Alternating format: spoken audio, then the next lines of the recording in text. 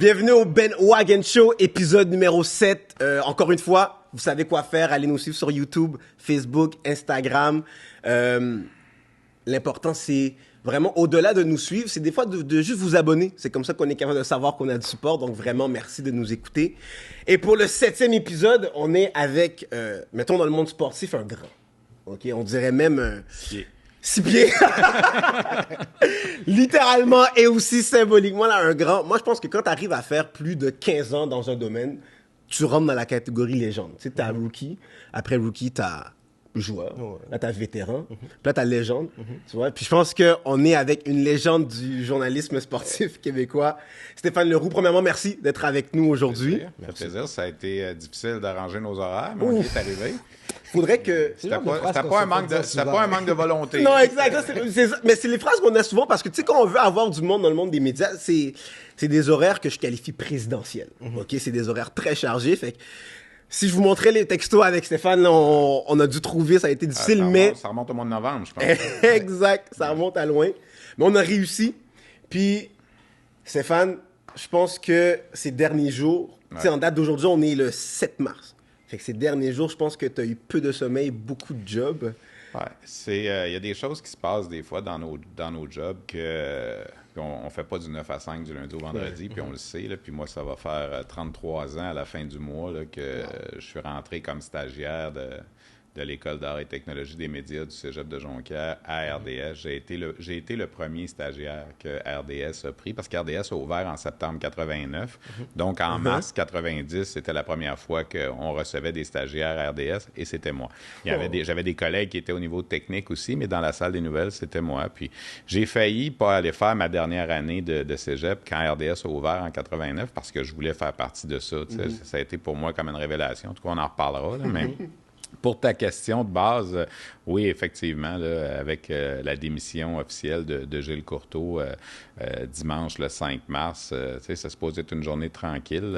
J'avais travaillé beaucoup dans les 8-9 derniers jours auparavant. J'avais décidé de me donner un petit dimanche de congé. Puis là, ben, cette nouvelle-là est apparue en fin d'après-midi. Puis là, ben, dans ce temps-là, c'est branle-bas de combat. Les gars dans la salle des nouvelles, hey, on veut t'avoir en direct. Il faudrait que tu nous écrives une chronique pour le site web. Puis la radio, je collabore, appelle aussi. Puis le lendemain, ça a été la même chose. Puis tout le monde s'est intéressé à ce dossier-là. Je dirais peut-être malheureusement à certains moments parce qu'il y a plein de gens qui s'en sont intéressés qui ne savent pas du tout de quoi ils parlent. C'est dommage. Puis il y a des gens qui écoutent des stations de radio qui entendent parler de hockey junior simplement à travers les événements des dernières semaines. Et c'est pas ça, la Ligue de hockey junior majeur du Québec. Alors, de voir Gilles Courteau partir comme ça, moi, ça me fait de la peine. C'est pas mon chum, Gilles Courteau. C'est quelqu'un que je connais, évidemment, depuis 35 ans minimum, mais c'est quelqu'un qui a fait beaucoup. Puis s'il ne faudrait pas qu'on juge son règne sur la LHJMQ, tu parles de légende tantôt. Là. Moi, je trouve que c'est beaucoup pour moi, mais lui a fait 37 ans comme président d'une ligue. Puis ça fait 45 ans qu'il est impliqué avec la ligue. Il a fait beaucoup plus de bien que de mauvais. Là. Puis, tu sais, je veux dire, je pense pas qu'il y a personne, vous, nous, puis les gens qui regardent, qui sont capables d'être pendant 30 ans parfaits. C'est impossible. Alors, mais à l'époque où on vit avec les médias sociaux, puis on condamne rapidement, puis, tu sais, moi, j'ai lu des choses depuis dimanche quand la nouvelle est sortie, bon débarras. Tu sais, je voyais ça passer sur les médias sociaux. C'est épouvantable d'écrire ça. Tu sais, je veux dire, avec tout ce que ce gars-là a fait, mais les gens se sont intéressés à ça dans les dernières semaines, ont vu qu'il a mal paru dans la commission, puis j'ai été le premier à le dire. Pas lu l'affidavit au complet, puis tout ça l'a fait mal paraître. Puis c'est ça qui a entraîné la fin prématurée, parce que de toute façon, il avait annoncé sa retraite. Il était pour se terminer en mai 2024, et je trouve ça très dommage. On vit dans une époque qui n'est pas facile quand on est dans le public. Même nous, au niveau des médias, je veux dire, on écrit qu'on fait un reportage sur quelque chose. Pourquoi faites un reportage sur lui puis pas sur lui? Puis, tu sais, je veux dire, c'est toujours de la confrontation. C'est quelque chose qu'on n'avait pas au départ. Moi, quand j'ai commencé, il n'y en avait pas de médias sociaux, il n'y en avait pas d'Internet, tu sais, puis je veux dire, je me rappelle encore avec Marc Lachapelle, tu parles de légende, c'en était une, ça aussi, je ne sais pas si vous l'avez connu, mais vous êtes un peu plus jeune, mais tu sais, Marc Lachapelle a été là, couvert le junior pendant 37 ans, lui aussi, pour le Journal de Montréal, puis a travaillé pour RDS. Puis je me rappelle, des fois, je raconte souvent cette anecdote-là quand je fais des conférences avec les jeunes.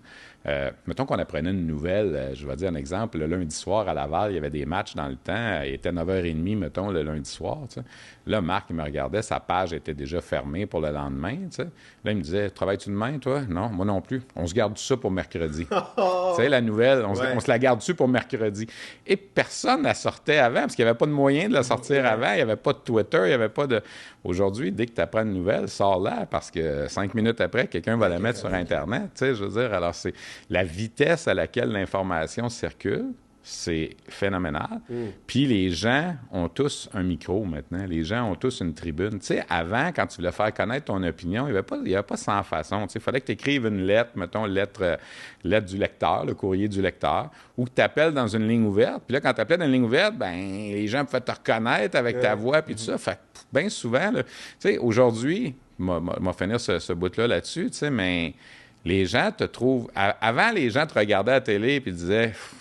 Donc, ben mauvais, lui. Tu sais, là, je veux dire, maintenant, ils te l'écrivent sur Twitter que t'es mauvais. Tu sais, je veux dire, ils viennent te chercher. Les gens ont accès à... Puis là, je parle de moi, mais c'est encore bien pire pour les artistes, les vraies vedettes, comme je dis, même, tu sais, les sportifs. Quand tu dis que des sportifs se font écrire sur leur compte Twitter, t'es un pourri, t'es un ci, tu sais, ou t'attaques la famille de ces gens-là. Tu sais, on a eu une histoire récemment là, avec le comédien Sébastien Delorme, tu sais, qui vit quelque chose de terrible avec sa famille. Ça devrait pas arriver. Tu sais, on est rendu vraiment là, vulnérable à tout ça. Tu sais. Alors, pour Gilles, c'est un peu ça aussi qui a mis fin à l'affaire. C'est que sur les médias sociaux, il se faisait attaquer, sa famille, puis tout ça. Alors, à 65 ans, à 14-15 mois de sa retraite officielle, je pense qu'il s'est dit j'en ai assez. Quand tu dis que les gens ne savent pas de quoi ils parlent concernant toutes les allégations, mais toutes les choses qui ont été dites, qu'est-ce que tu veux dire par là? Bien, c'est que les gens qui s'intéressent au hockey junior, souvent, c'est quand il y a des controverses. Tu sais, le hockey junior, c'est pas quelque chose qui attire nécessairement la population en général. Tu sais, je veux dire, les émissions d'affaires publiques à la radio ne parlent pas de hockey junior, sauf si on entend parler d'une déviance sexuelle qui est arrivée, un incident, des choses d'initiation, le nombre des bagarres, tout ça, mais ils viennent pas couvrir les matchs pour savoir qui a gagné, qui a perdu, qui sont les bons joueurs, qu'est-ce que fait la Ligue vraiment. Tu sais, c'est pas important, ça. Quand ça va bien, on n'en parle pas. Quand ça va mal, là, tout le monde sort, tu sais. Je m'en venais ici ce matin, là, puis j'écoutais à la radio des chroniqueurs politiques qui parlaient de ça. Puis un des deux chroniqueurs, je ne veux pas le nommer, là, t'es même pas capable de prononcer les Mooseheads d'Halifax. C'est même pas comment prononcer le nom de l'équipe. Là. C'est repris par 3-4 fois. Puis l'autre qui dit des choses... Écoute, j'étais dans ma voiture, je me disais, ça n'a pas de bon sens. Pourquoi ces gens-là parlent de ça quand ils ne savent pas de quoi ils parlent? Tu sais, j'ai passé, puis lui, je vais le nommer, Luc Ferrandez au 98.5. Je suis collaborateur à Cogeco, mais je ne passe pas dans son émission à lui. Moi, je passe dans les émissions de sport, puis tout ça. Puis là, on m'a appelé hier, lundi, le 6 mars, pour parler du dossier de Gilles Courteau. Puis quand je me suis mis à y parler, là, j'ai senti là, qu'il était comme ébahi de ce que je lui apprenais. Quand je lui ai appris que sa question de base, c'était « Qu'est-ce que vous allez retenir de Gilles Courteau? » Est-ce que c'est négatif? Est-ce que c'est moitié-moitié? Est-ce que c'est positif? J'ai dit « Monsieur, c'est très positif. » Et là, il est resté surpris. Et là, je suis parti. J'ai dit « Saviez-vous que M. Courteau, c'est grâce à lui aujourd'hui s'il y a des bourses d'études pour les joueurs dans les rangs universitaires, que la Ligue a donné 17 millions de dollars en bourse dans les 20 dernières années pour des joueurs... » Hein? Là, il est comme tombé en bas de sa chaise. Là, j'ai dit, c'est Gilles Courteau qui a cru à l'expansion à Rimouski, à Bécomo, en Abitibi, dans les Maritimes. Il se faisait traiter de fou par tout le monde. La Ligue junior majeure du Québec, moi, quand je suis arrivé à RDS, là, c'était Saint-Jean-sur-Richelieu, Saint-Hyacinthe, Granby, Laval, Longueuil, Verdun. C'était une petite ligue là, alentour de Montréal. Là. À la Chicoutimi, c'était le bout du monde. C'était le bout du monde à la Chicoutimi dans le temps. J'ai déjà fait un reportage à RDS en 91-92 quand Alexandre Daigle jouait. J'étais allé à Victoriaville. Et là, on fait un reportage. C'est quoi organiser un voyage à Chicoutimi? Comme si c'était... C'est drôle aujourd'hui quand on pense à ça, parce qu'aujourd'hui, Chicoutimi, c'est ma 7e place la plus proche de Montréal pour aller voir un match, tu sais, parce que tous les autres que j'ai nommés avant, c'est beaucoup plus loin. Alors, lui, il a cru à ça. Il avait cette vision-là d'amener la Ligue, de la décentraliser et de l'amener dans les Maritimes. On imagine mal une Ligue junior majeure du Québec aujourd'hui sans les 6 équipes des Maritimes. Tu sais, ça. Ensuite, c'est grâce à Gilles Courteau s'il y a des propriétaires beaucoup plus importants qui se sont joints à la Ligue. Tu sais, à mon époque, quand j'ai commencé, là, puis je suis pas si vieux que ça, là, mais en 1990, là, c'était le fermier du coin qui était propriétaire de l'équipe à Granby, c'était l'avocat du coin à Saint-Hyacinthe qui était propriétaire, c'était le dépanneur du coin qui était propriétaire. Plus sérieusement. Aujourd'hui, tu as des multinationales, Irving, McCain, Québécois, la famille Tanguay. Tu sais, il y a des propriétaires beaucoup plus importants qui ont des poches beaucoup plus creuses pour encadrer les joueurs beaucoup mieux, pour leur permettre de jouer dans des amphithéâtres beaucoup mieux aménagés, devant des plus grosses foules. Quand j'ai commencé, là, le coach de Saint-Hyacinthe, c'est mon collègue Normand Flynn. Il passait la malle le matin, il était facteur, puis il coachait le soir. Une équipe de la LHJMQ. Une équipe de la LHJMQ. Puis ses adjoints étaient à temps très partiel. Bien souvent, ils n'allaient pas sur la route parce que ces gens-là avaient d'autres travails puis ils ne pouvaient pas. Ouais. Il y avait une secrétaire dans le bureau, c'était tout. Ouais. Aujourd'hui, il y a 10, 12 employés à temps plein dans certaines équipes. Les budgets d'opération ont passé de 300-400 000 par année à 2 millions, 2 millions et demi. Alors, c'est Courteau qui a amené tout ça. C'est lui aussi qui était là pour les campagnes contre les drogues, puis tout ça. Puis les fameuses initiations dont on parle, là, depuis 2003 que c'est interdit dans la Ligue junior majeure du Québec. Alors, le cas qu'on a ramené de Moncton, c'était avant ça. C'était en 1995. Est-ce que c'est épouvantable? Ben oui, c'est épouvantable. On ne peut pas tolérer des choses comme ça. Mais en même temps, il y avait comme une loi du silence qui faisait que... Tu sais, pourquoi aujourd'hui le joueur Stephen Quirk a signé un affidavit, qui est rendu à 40 ans, puis il a décidé de raconter ça, puis qu'il ne l'a pas fait dans le temps? Parce que c'était une chasse gardée. C'était des choses qu'on faisait pas. C'était un côté macho. Tu vas être un vrai, ferme ta gueule, puis tu vas jouer dans l'équipe, puis tout ça. Puis je nie pas que ça allait exister, là. Mais ça n'a pas existé seulement dans la Ligue junior majeure du Québec. Là. Ça a existé dans les autres ligues, dans les corps de métier. Tu sais, tu te fais initier quand tu deviens pompier. Là. Tu te fais initier quand tu deviens policier. Mais là, on tape sur le hockey junior parce que c'est à la mode. Là. On mélange toutes les choses. Les bagarres, les initiations, le scandale sexuel de Hockey Canada. Tu sais, scandale sexuel de Hockey Canada, c'est pas la LHJMQ, là. Tu sais, je veux dire, c'est... Alors, tout ça mêlé ensemble, les gens font des amalgames. Les gens font des amalgames, puis c'est ça que je dis. Puis là, ben, ils ont trouvé un bouc émissaire, puis ça a été tu vois, tu redis des mots, tu sais, juste avant que, justement, tu arrives, on en discutait, puis c'est ça qu'on disait. On disait que, tu sais, qui ici, on est toutes, mettons, on prend toute l'équipe, Nicolas, moi, toute l'équipe, toi, on couvre quand même plusieurs générations. Quand tu entendais le mot initiation, tout le monde savait que c'est des trucs qui n'étaient pas nécessairement normaux qui se passaient. Peu importe où, tu sais. Puis des fois, c'était ça le hype. Quand mettons, tu t'appliques pour aller à l'université à l'UQAM, tu as ton acceptation, OK, j'ai été accepté dans le bac. La première chose que tu penses avant tes cours, c'est l'initiation. C'est OK, dans tel bar, tel corps de métier, tel sport, etc. Là, maintenant, comme tu l'as dit, le hockey est trendy. Bâcher sur le hockey, c'est trendy depuis qu'il y a eu tout ce qui se passe sur Hockey Canada. Mais moi, la question que j'ai pour toi, c'est que c'est trendy, mais on dirait que c'est trendy ici.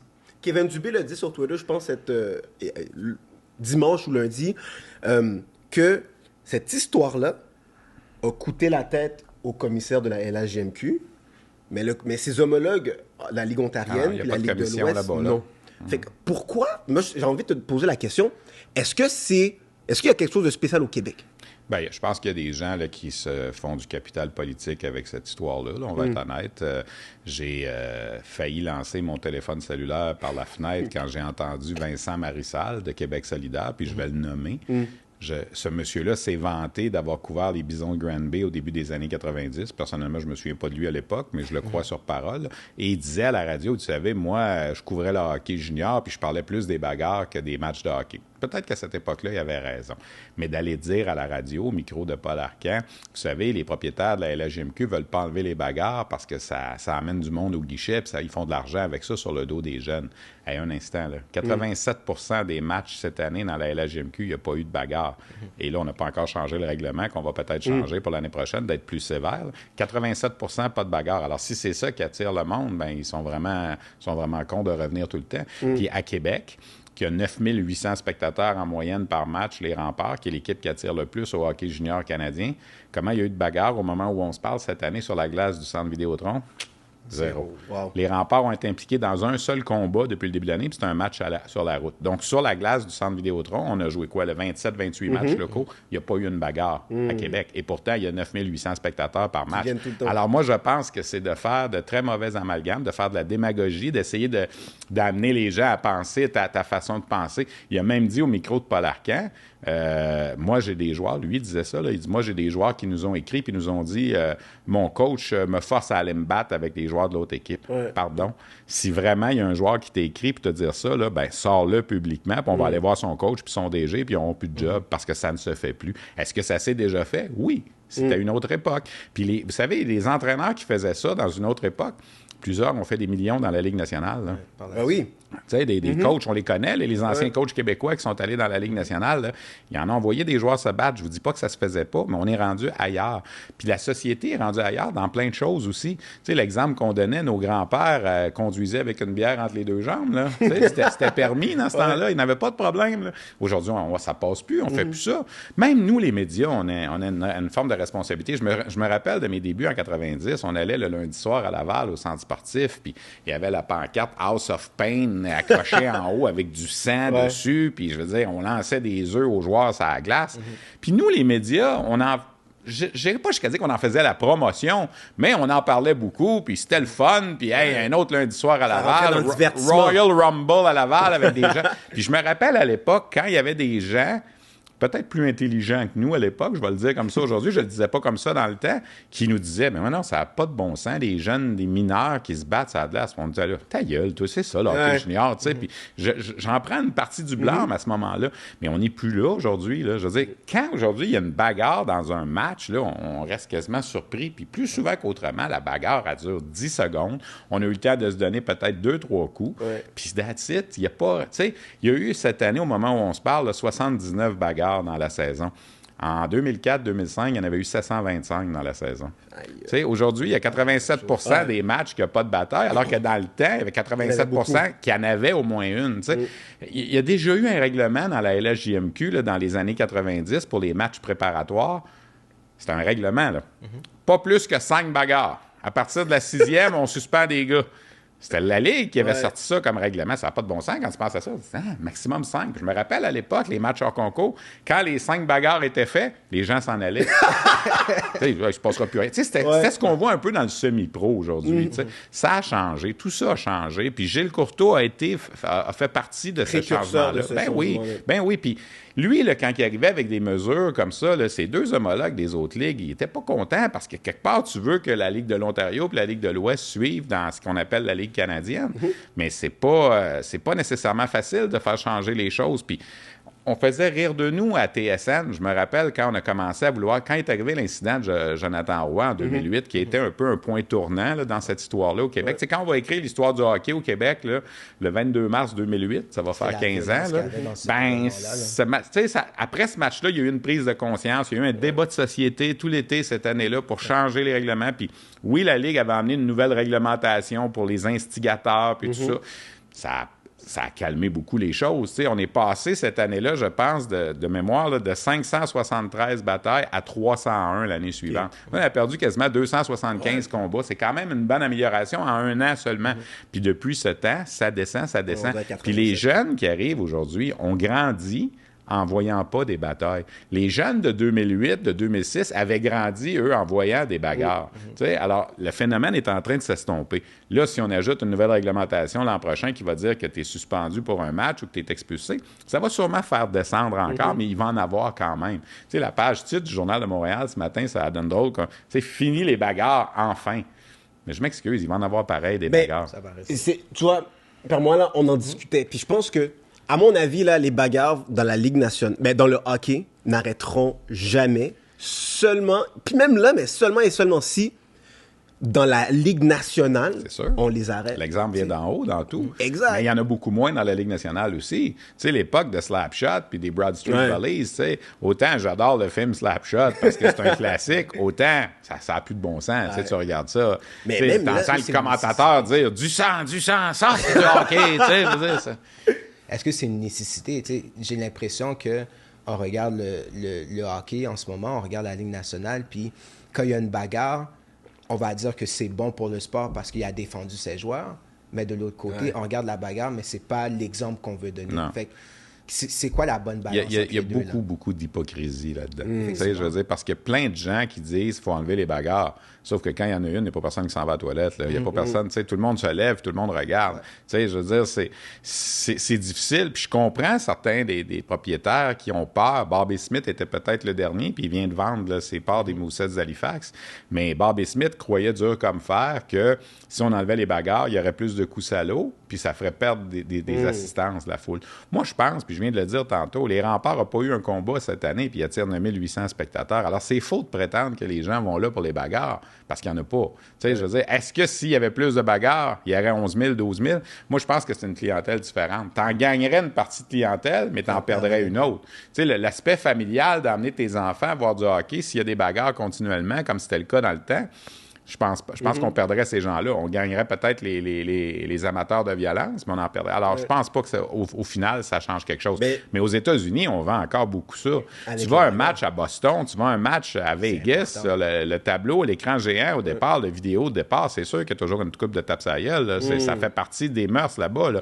Boston, Philadelphie, des endroits comme ça. Ils ont été connus, ils ont germé dans ça longtemps. Mais là, il y en a de moins en moins. Donc, les jeunes, tu sais, je veux dire, essayez d'imaginer, là, dans 30 ans, là, quand les gens qui vont faire des podcasts comme vous faites, ou peu importe, les gens des médias vont sortir des images de 1975 avec les Flyers de Philadelphie, puis ils vont dire, ça n'a pas de bon sens. Qu'est-ce que c'est ça, cette affaire-là? Ouais. Comme moi, là, je commence à dire, Laval en 93, là, ça n'avait pas de bon sens. Là. Mais c'est un peu comme ça pour House of Pain, là, je veux dire, on faisait les manchettes à Sport 30, ding, ding, ding, je vois encore la bannière qui se promène, là, je veux dire, tu sais, c'est Don Cherry. Don Cherry, c'était il a fait sa carrière. Ben oui, il a fait sa carrière là-dessus. Comme Nicolas le disait, tu sais, je pense même pour maintenant, là, on s'intéresse beaucoup plus. Maintenant, quand tu regardes les highlights d'un match de hockey, Connor McDavid. Tu veux voir les highlights de Connor McDavid. Avant, tu veux voir les Michigan Goal de Zegras. Exactement. Tandis qu'avant, c'était peut-être différent. Je pense que ça commence à s'améliorer. On a avancé. Mais en même temps, je dis ça. Mais tu sais quoi? Après, qu'est-ce qui fait qu'on apprécie Xhekaj? Est-ce qu'on apprécie Xhekaj parce qu'il est capable de faire des passes et des buts, ou quand il fait plus les manchettes, c'est quand il vient de casser la gueule d'un autre joueur? Est-ce que Xhekaj va être encore avec le Canadien quand le Canadien va être bon, là, dans 3 ans? Tu sais, mettons dans 3 ans, là, quand le Canadien va être à maturité pour essayer de participer aux séries et de gagner, là, va-t-il faire partie des 6 défenseurs réguliers du Canadien? Tu sais, en ce moment, il joue, il est là, puis il est aimé, puis il amène quelque chose qu'on n'a pas, là, tu sais, le côté robustesse, puis les mises en échec. Puis moi, j'ai rien contre ça, là, les mises en échec, tout ça. Mais est-ce que le côté bagarre, tu sais, Xhekaj, il va falloir qu'il sache jouer au hockey, il va falloir qu'il fasse plus que juste se battre. Parce que des joueurs, tu sais, à l'époque, à Laval, puis dans d'autres endroits, on avait 3-4 joueurs dans l'équipe qui savaient à peine patiner. Tu sais, je veux dire, qui étaient là vraiment pour les bagarres seulement, pointe à la ligne, tu sais. Puis pour revenir, je trouve ça important aussi qu'on revienne à la fin. Tu as parlé d'initiation au début. Tu sais, le mot initiation est souvent associé, comme tu as dit, à quelque chose de malsain, tu sais. Mais il peut avoir des initiations, le fun aussi, tu sais. Puis c'est sûr que chacun ne le vit pas de la même façon, tu sais. Au hockey junior, là, c'était beaucoup des choses, tu sais, on va enfermer des gars dans les toilettes de l'autobus. Tu sais, il y a un entraîneur là, qui a fait carrière dans la Ligue nationale, là, qu'un soir X, là, c'était arrangé avec ses vétérans là, pour initier la recrue, là. Ils ont fait croire qu'il débarquait dans le parc des Laurentides puis qu'il le laissait là tout seul puis que l'autobus s'en allait. Tu sais, je veux dire, il y avait eu le malheur, tu sais, il y a un vétéran qui s'était arrangé pour le faire rire un peu, le jeune, tu sais. Puis là, le coach s'est levé, puis t'es arrivé en face du jeune, puis on vient de perdre, puis toi, tu trouves ça drôle, j'en veux pas de ça dans mon équipe, puis bang, on le débarque de l'autobus. Mais c'était arrangé avec tout le monde, là. Tu sais, fait que là, il met ton manteau, puis tu sors. Là, on débarquait dans le parc en pleine nuit, en venant de Chicoutimi, puis l'autobus est parti, il a monté la côte. Puis là, le kid, pendant à peu près 3-4 minutes, il a pensé vraiment... Là, là. Puis finalement, l'autobus est arrêté, puis ils l'ont rembarqué, puis tout le monde est parti à rire, tu sais. Est-ce que ce jeune-là a trouvé ça drôle, puis aujourd'hui, il raconte, puis c'est une anecdote, ou ça l'a traumatisé pour sa vie? On le sait pas, tu sais. Il y a des joueurs qui se font enfermer dans les toilettes, ça les a rendus claustrophobes pour le reste de leur jour. T'sais, on ne sait pas qu'est-ce que ça va faire. Moi, à Jonquière, on avait eu une initiation pour le cours d'ATM. Je ne sais pas si ça se fait encore. Je pense que oui, parce qu'il y a peut-être 5-6 ans, on m'avait approché pour faire un vidéo. Tu as une journée carrière qu'on appelle. Les autres, ils n'appelaient pas ça l'initiation, ils appelaient ça la journée carrière. Où la première journée, tu rentres dans les studios, tu es nouveau, tu sais. On te donne un texte à lire, puis on dit, OK, c'est une publicité, tu as 22 secondes pour le lire. Et le texte en dure 40. Tu as beau essayer de le lire en 22 secondes, c'est impossible. Là, le gars pesait sur Python. Ouais, toi, tu t'es pas inscrit dans un bon département, tu feras jamais carrière là-dedans. Puis là, ça te shake un peu, tu sais, toi, c'est ton rêve, tu veux être communicateur, puis là, ouais, on le recommence, là, mais t'es mieux de réussir à le faire, puis tu réussis pas à le faire, puis là, tu sors de là, puis tu te mets en doute un peu pour te rendre compte à la fin de la journée que tout ça, c'était stagé, puis t'en ris. Puis moi, aujourd'hui, j'en ai un bon souvenir, je trouve ça drôle. Mais il y a une fille que je me rappelle qui était là, qui s'est mise à pleurer, là. Puis tu sais, que ça l'a affecté. Alors, c'est une manière de forger le caractère. C'est ça, mais c'est une question d'intégration. Tu sais, dans les corps de métier, souvent, il va y avoir des sorties dans des bars, il va y avoir... Tu sais, même les fameux enterrements de vie de garçon. Là. Moi, je me rappelle quand j'avais 18 ans, je travaillais dans un dépanneur, OK, à Saint-Hubert comme étudiant. Puis là, il y avait un gars qui était attaché dans la boîte du camion parce qu'il se mariait samedi prochain, puis ses chums l'avaient attaché là. Ouais. Puis là, le gars, il rentrait dans le dépanneur, puis il me demandait à moi, là, je vais acheter tout ce qui est le plus salissant possible. Là, fait que du chocolat à sundae, de la farine, des œufs, n'importe quoi, puis il sac. Puis si je me rappelle, la joke, c'était « Tu l'aimes-tu encore, ta blonde? » Le gars disait « Oui, il sacrait de la farine sur la tête. » Tu sais, je veux dire, mais tu sais, c'était un rythme. Est-ce que c'est cave? Quand on regarde ça aujourd'hui, on dit « Ben oui, c'est cave. » Tu sais, mais pourquoi on faisait ça? Je sais pas. J'ai pas d'explication. Pourquoi nos grands-pères conduisaient avec une bière entre les jambes? Tu sais, je veux dire, mais l'affaire qu'il faut noter, c'est l'évolution. Tu sais, je pense que tout le monde évolue, puis dans 30 ans, ça va avoir évolué encore, puis on s'en va dans la bonne direction. Pour que, on dirait, ça puisse avancer. Puis j'ai l'impression que peut-être Gilles Courteau a été la personne qui a dû payer pour les stupidités. Mais moi, la seule chose, puis on n'est pas obligé d'en parler pendant une heure de temps, là, mais la seule chose que j'espère que les gens vont retenir, c'est pas juste la fin. Moi, c'est ça que j'ai écrit à partir de dimanche, puis c'est ça que j'ai dit sur toutes les tribunes. Retenons le portrait global du travail qui a été fait depuis 37 ans. Ben, tu vois, ce qui se passe, je pense, l'image qu'on a de Gilles Courteau maintenant, tu sais, le proverbe qui dit que, ben, c'est pas un proverbe, c'est juste un saying qui dit que ça prend beaucoup de temps de bâtir une réputation, puis ça prend juste comme ça à la péter. C'est un peu ça, je pense, qui est en train de se passer avec Gilles Courteau. Ouais. J'ai l'impression qu'avec le recul, tu sais, une histoire mange une autre histoire. Tu sais, je pense que c'est ça la game des médias aussi. Avec le recul, tu sais, là, on va être capable de comme mieux saisir le 37 ans de Gilles Courteau. Mais je pense que là, dans l'ère qu'on est en plus aujourd'hui, où on est un peu plus sensible à tout ce qui est déviance sexuelle, agression sexuelle, etc., je pense que c'est peut-être aussi ça qui explique le fait que, boum, quand on pense de Gilles Courteau, on pense juste à ça. Ouais. Tu sais, puis c'est facile à dire de l'extérieur, c'est facile à dire quand l'affaire est passée. Est-ce que Gilles Courteau aurait pu mieux paraître en commission parlementaire? C'est sûr. Ben oui. 100%. Moi, je pense que, j'ai juste le mot en anglais, là, accountability, quand t'es imputable, puis que tu ne dévies pas de la responsabilité que t'as, c'est difficile de... C'est que d'aller dire que, premièrement, il n'y avait aucun joueur de la LHJMQ qui était dans l'affidavit de la poursuite de Daniel Carcillo, c'est faux, il y en avait un. Les deux autres ligues en ont beaucoup plus. Là. Le Québec en avait qu'un seul, puis c'était Stephen Quirk. Puis de dire que lui, il n'y avait pas de rien de sexuel dans ce qu'il avait dit, c'est là qu'il s'est trompé. Puis d'aller dire après, je m'excuse, j'avais pas tout lu, le mal est fait. C'est sûr que le mal a été fait. Est-ce que c'est de sa faute? Est-ce que c'est la faute des conseillers en communication qui étaient autour de la Ligue? J'ai aucune idée. Mais c'est sûr qu'il a très mal paru là-dedans. Puis là, ben, quand le lien de confiance est brisé, c'est difficile de le replacer. Je veux dire, c'est ça qui est arrivé. Puis je pense que Gilles en est conscient. Ceci dit, c'est facile pour les monsieur tout le monde de ce monde, de taper sur ton clavier assis chez vous en train de manger un sac de chips. Là. Non, mais l'exemple que je donne, souvenez-vous de Maxime Comtois au championnat du monde de hockey junior il y a quelques années qui rate un lancer punition. Ça veut dire, alors qu'on sait que 73% du temps, un lancer punition est stoppé par les gardiens de but au hockey. Puis là, ben, à la grandeur du Canada, se faire traiter, obligé de fermer ses médias sociaux, subir de l'intimidation. Où c'est qu'on s'en va, là? C'est une game de hockey junior, là. Je veux dire, ça n'a pas de bon sens comment ça se passe. Moi, j'ai été victime d'intimidation sur les réseaux sociaux, puis c'est pas le fun.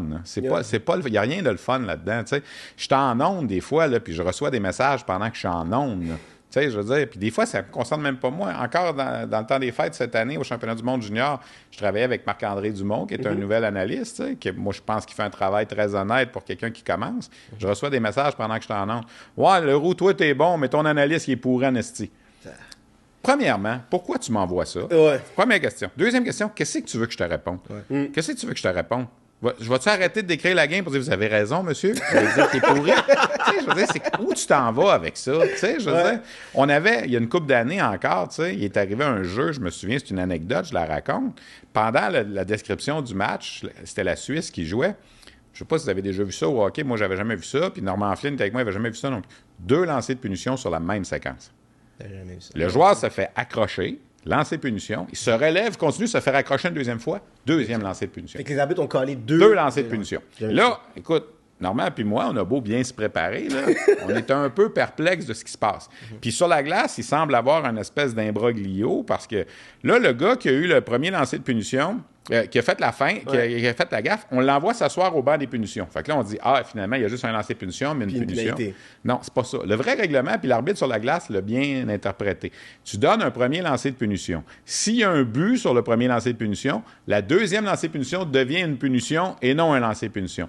Si l'arrêt est fait sur le premier lancer de punition, le deuxième... Dans le livre des règlements, on l'a trouvé après la game. L'arbitre l'avait très bien interprété. Mais quand c'est arrivé au moment, là, excusez-moi, là, on était mêlés. Puis je mets au défi tout le monde qui suit le hockey d'avoir... Alors, voilà ce que je vois, soit sur les médias sociaux. J'écoute Leroux puis Flynn, mais pas Leroux puis Flynn. Là. Mon adresse, pour être sûr que je vois le commentaire, sont mêlés comme 2 jeux de cartes, pas fort. Fait que toi, tu es assis dans ton salon, le grand, là, puis tu critiques mon travail. Premièrement, je sais pas ce que tu fais dans la vie, je sais pas t'es qui, tu sais. Puis tu me traites de mêler comme un jeu de cartes, mais pour être sûr, tu sais, il aurait pu dire à son ami à côté, ils sont mêlés en maudit, ces deux-là. Il aurait pu dire, même Leroux, il est mêlé, mais pour être sûr que je le vois, il a mis mon @ Steph, mon... Tu sais, donc, tu veux m'atteindre absolument, là. Pourquoi tu fais ça? Pourquoi tu fais ça? Je ne sais pas ce qu'est le terme en français, mais ils recherchent le clout, ils recherchent la reconnaissance. Oui, c'est ça. À se faire connaître à travers. Il y a un soir, RDS nous demande, en bon employé corporatif que nous sommes, parce qu'on a des comptes Twitter, comme moi j'ai 70 000 followers, t'sais. Il y avait un changement dans la grille horaire. Ça remonte à quelques années quand Eugénie Bouchard allait bien au tennis. Okay. Puis là, RDS nous envoie à l'interne, à nous, les journalistes, « Hey, messieurs, si ça vous tente, pas obligé, là, on va présenter Eugénie Bouchard à 9h30 à RDS 2 ce soir. » C'était pas supposé. C'était un ajout à la grille horaire. Alors, si vous voulez le dire sur vos médias sociaux, ça amène évidemment de la cote d'écoute. Fait que moi, en bon employé corporatif, genre Eugénie Bouchard, 21h30, RDS 2. Il y en a un qui me répond. « Quelle conne, je la déteste, pauvre connasse, je souhaite qu'elle perde. » Chose de même, là, tu sais, là. Avec à peu près 8 fautes d'orthographe dans 4 lignes, tu sais. Fait que là, je fais comme, qu'est-ce que je fais avec ça? Tu sais, si je réponds pas, ça reste là. Bon. Mais là, je me suis dit, tiens, monsieur, je vais vous faire passer une belle soirée. J'ai ressouigné son commentaire en disant, excellent commentaire, monsieur, bonne soirée. Mais là, tous mes 70 000 followers l'ont vu. Et là, ils sont tombés dessus. Là, c'est lui qui a reçu les réponses pendant toute la nuit puis qui a dû se défendre. Ça te donne quoi? Tu l'aimes pas, Eugénie Bouchard? Ben, écoute-le pas, c'est tout. Tout simplement. Moi, là, quand j'envoie quelqu'un m'engueuler, dire que mon commentaire est pas fort, change de poste. Moi, quand j'écoute la radio puis l'animateur me tape ses nerfs, je change de poste. Mais j'y écris pas pour lui dire qu'il me tape ses nerfs. Ça te donne quoi? Est-ce que, tu vois, on en parlait, ça me fait penser à la discussion. Marois Risquet était venu exactement. Ouais, j'ai vu un petit bout, j'ai regardé un petit bout. Puis elle disait la même chose un peu. Puis je pense que. Puis dis-moi si j'ai tort, mais moi, j'ai foi aux gens. On dirait que je crois à l'être humain. Genre. Puis je pense que 80% des êtres humains, ils répondent pas. Tu sais, mettons, ils pensent. Il dit n'importe quoi, Stéphane Leroux. Mais ils l'écrivent pas. T'as un 15%, t'as un 15-20% qui vont l'écrire, puis c'est avec eux qu'on... Ben oui. Mais puis je disais, si par contre, le 80% disait des fois que « Hey, c'est bon ce que t'as dit, Steph. » Mais il y en a qui le font des fois. Là. Ben oui, parce que je me demande si ça balance. Parce qu'à un moment donné, sinon, c'est good. Moi, je vais être honnête, là, puis c'est pas pour me vanter, je reçois plus de bons commentaires que de mauvais. Et c'est sûr que je remercie toujours les gens, puis tout ça, tu sais. Mais c'est parce que les mauvais sont écrits de façon, des fois, beaucoup plus virulente, beaucoup plus poignard. Il y a des gens... Tu sais, oui, l'expression que je dis souvent, c'est que tu as l'impression que c'est des gens qui, le matin, ils se lèvent puis ils ont envie de s'assiner avec leur miroir. Tu sais, je veux dire, là, tu veux... Tu cherches de quoi pour t'assiner, tu sais, je veux dire, là, tu cherches de quoi pour faire de la controverse, n'importe quoi, tu sais, je veux dire. Puis des fois, c'est un détail. Tu sais, je me souviens d'un match d'ouverture du Canadien il y a quelques années. Je regardais ça à la télé chez moi, tu sais, puis j'ai eu le goût de dire, waouh, super belle cérémonie d'ouverture, tu sais, pour le Canadien. Là, je me suis fait ramasser. Ouais, mais Boston aussi, en font des belles, puis t'en parles pas. Mais oui. Tu sais, je veux dire, c'est tout le temps quelque chose. T'en viens des fois qu'à chaque fois que tu viens pour écrire quelque chose, là, tu te dis, est-ce que ça vaut la peine? Ouais. Est-ce que ça vaut... Parce que tu sais ce que ça va générer, là. Tu sais, est-ce que chaque chronique que tu écris, est-ce que ça vaut la peine? Je fais un classement des meilleurs joueurs qui sont pas dans la Ligue nationale, qui sont repêchés. C'est très subjectif, là. Tu vas faire ton classement, tu vas mettre tel joueur deuxième, je vais le mettre quatrième. On s'entend que tu as autant raison que moi, là, puis je veux dire, c'est pas... Là, ça m'envoie des courriels. Maudit imbécile. Lui est bien meilleur que lui. Voyons, là. Tu sais, je veux dire, ça vient que ça finit plus. Tu sais, c'est un peu... mais bon, on aime notre métier. On aime... Moi, j'ai encore la passion. Ça fait 33 ans que je fais ça. Puis, je veux dire, si la santé me le permet, je vais continuer. Tu sais. Sauf que cet aspect-là du travail devient très, très lourd. Puis l'exemple de Gilles Courteau en fin de semaine nous le rappelle encore.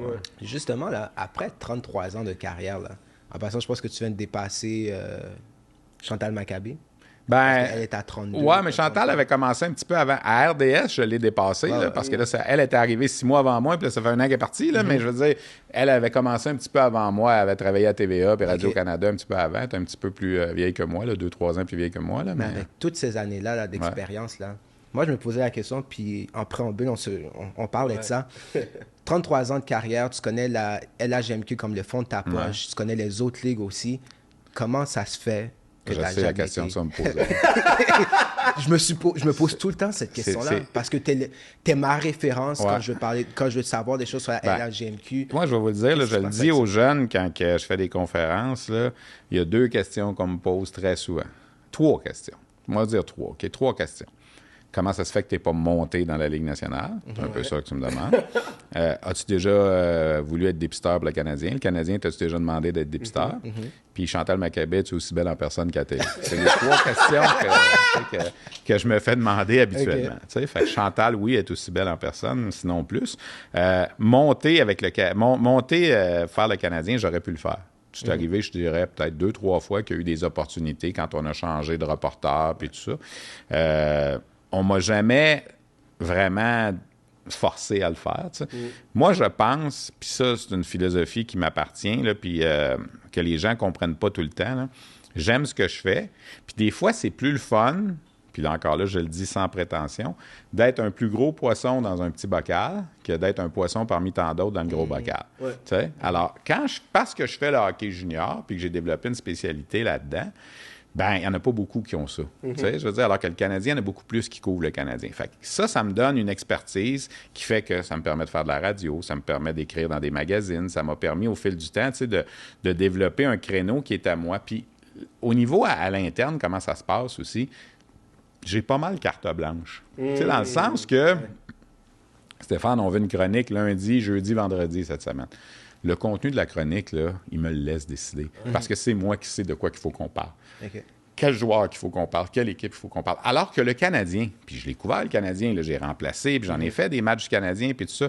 Tout le monde se mêle de ton affaire. Tu devrais parler de ça, tu devrais parler de ça. Pourquoi tu parles pas de ça? Tu sais, les producteurs à l'interne, puis tout ça, parce que c'est notre pain puis notre beurre, tu sais. Puis je veux dire, je le couvre un peu, le Canadien, parce que je fais On jase, je fais l'antichambre, je fais... Tu sais, ça m'empêche pas, je regarde tous les matchs, puis je suis là. Moi, ce que j'aime faire, ce que j'avais dit à mes patrons il y a quelques années, j'aimerais ça faire juste 1 ou 2 voyages par année. Tu sais, une game, aller faire... Tu sais, je suis allé couvrir le Canadien à Buffalo, je suis déjà allé en Arizona, je suis déjà allé au New Jersey, à Détroit, tu sais, c'est juste pour changer le mal de place un peu. Puis l'autre chose... Puis ça, c'est un peu caractériel de ma part. Je suis pas quelqu'un de très patient dans la vie. Okay? Moi, là, il faut que ça marche. Là. Tu sais, Ceux qui me côtoient, tu sais, il y a des caméramans au début qui avaient peur de travailler avec moi parce qu'ils avaient entendu parler de « Moi, si tu fonctionnes dans la vie, tu n'auras jamais de problème avec moi. Là, parce que moi, je fonctionne. » Tu sais, je vais cling, cling, cling. Tu sais. Alors, quand tu arrives au Canadien, là, voici comment ça se passe. Là, je vais dire Dominique, parce que dans le temps, c'était Dominique Serra. Dominique, on peut-tu parler à tel joueur aujourd'hui? Oh, je sais pas, je vais aller voir. Il a parlé aux médias hier, peut-être ça ne tentera pas. Puis moi, ça, je suis pas capable. Je suis pas capable. Tu sais, personne... Moi, quand j'arrive à une game de hockey junior, puis je dis au coach junior, lui, je vais y voir. Ça s'en vient. Ils ont hâte de passer à RDS. Ils veulent que Stéphane Leroux parle d'eux autres pour se faire connaître. Quand ils sont rendus dans la Ligue nationale, c'est pas la même dynamique. Ils n'ont pas besoin de toi autant. À la rigueur, ils s'en foutent un peu, tu sais, je veux dire. Alors, ça, c'est beaucoup aussi au niveau. Puis il y a tout l'aspect des voyages aussi. Tu sais, je veux dire, moi, là, quand je m'en vais à un match à Shawinigan, à Sherbrooke, je sais que c'est moins prestigieux pour le commun des mortels, mais je pars à l'heure que je veux. J'arrive à l'heure que je veux. J'ai pas de douane à passer. J'ai pas de détecteur de métal à passer. J'ai pas tout cet aria-là à faire. Tu sais, alors, puis à la fin aussi, on ne va pas le négliger, je ne gagnerais pas plus cher à faire la Ligue nationale qu'à faire le hockey junior. Tu sais, je veux dire, en termes d'ancienneté, puis de crédibilité, puis tout ça. Alors, pour toutes ces raisons, c'est un peu pour ça que je suis encore là. Puis parce que j'aime ça aussi. J'aime ça, voir les jeunes se développer. J'aime ça, tu sais, c'est le fun de voir les marchés aussi que tu couvres. Tu sais, qu'une année, ils ont de la misère, puis 3 ans après, ils sont champions. Tu sais, je veux dire, ils étaient en dernière place. Ben oui, tu sais, je veux dire, puis j'aime les endroits où je vais. J'aime ça, aller voir un match à Shawinigan. Moi, tu sais, je ne vais pas à Shawinigan à toutes les... Vraiment, là, aller à Shawinigan, toi, t'es comme... J'y vais, puis... Ben, tu sais, c'est sûr qu'il y a des endroits plus le fun. Tu sais, je veux dire, tu vas couvrir un match à Québec, c'est plus le fun. Tu sais, la game sur la glace est la même, là. Que ce soit Shawinigan, Val-d'Or. C'est sûr que l'après-match, je suis rendu à un âge où je sors plus bien. Non, mais... Tu sais, il y a 15 ans, 20 ans, là, je m'en cache pas, là, je suis pas plus cave qu'un autre. Aujourd'hui, bien souvent, après la game, je m'en vais à l'hôtel ou je me retourne chez nous. Mais j'aime ça, aller faire un tour, de voir du monde que je connais. T'sais, on m'a demandé l'autre jour en statistique, moi, je suis un gars de statistique, puis j'ai pas mal de notes sur ce que j'ai fait. Tu sais, quel endroit tu es allé le plus souvent voir un match de hockey junior? C'est à Drummondville. Et là, les gens restaient surpris. Pourquoi Drummondville? Ben, c'est la seule équipe qui est là, proche de Montréal, qui est là depuis toujours, qui n'a jamais arrêté. Tu sais, Laval, j'y allais souvent, mais depuis 98, il n'y a plus d'équipe. L'Armada, je suis allé plus souvent, mais ça a commencé juste en 2011. T'sais. Alors, sur une base totale, je suis allé, je pense, à 275 matchs à Drummondville en 30 ans, quelque chose comme ça. Alors, moi, j'aime ça, faire ça. Je trouve ça le fun. Je trouve ça le fun d'arriver à chaque endroit, puis Puis, tu sais, veux pas, je jouis aussi d'une espèce de... J'ai des accès que les autres n'ont pas. Tu sais, je veux dire, moi... Marc Lachapelle travaillait comme ça, puis j'ai travaillé avec Marc pendant une quinzaine d'années. Tu sais, Marc avait cet accès-là aussi. Tu sais, il était beau être 20 minutes avant le game, là, tu peux être assis avec le coach dans le bureau puis en train de jaser. Tu sais. Ce que les autres journalistes, les jeunes commencent, n'ont pas cet accès-là. Je me souviens d'un match, je la raconte cette anecdote-là, une fois avec Benoît Groux à Gatineau, avec qui je m'entendais très bien. L'hymne national jouait, puis j'étais encore dans son bureau en train de jouer, en train de jaser. Wow. L'hymne national jouait, là. Là, il dit, ouais, on va y aller, hein. Je suis sorti de son bureau, puis il s'en allait au banc. La game commençait, tu sais. Fait, c'est pour te dire, tu sais, il n'y a pas un journaliste qui serait dans le bureau du coach dans la Ligue nationale quand l'hymne national joue, tu sais. Je veux dire. Alors, pour tout ça, moi, je me plais là-dedans. Puis j'aime les intervenants de cette ligue-là, puis je sais le travail qui se fait, puis tout ça. Puis ils sont contents aussi de voir, tu sais, que RDS est là pour leur match. Tu sais, je vais aller à Victoriaville 7-8 fois dans l'année, à Shawinigan 7-8 fois, dépendamment du classement, dépendamment des... Tu sais, je fais le tour qu'à la fin de l'année, j'ai été peut-être à 70 matchs, 75 matchs, tu sais, ben, c'est sûr que je ne vais pas au Cap-Breton puis à Halifax à toutes les semaines puis à Val-d'Or, c'est bien évident.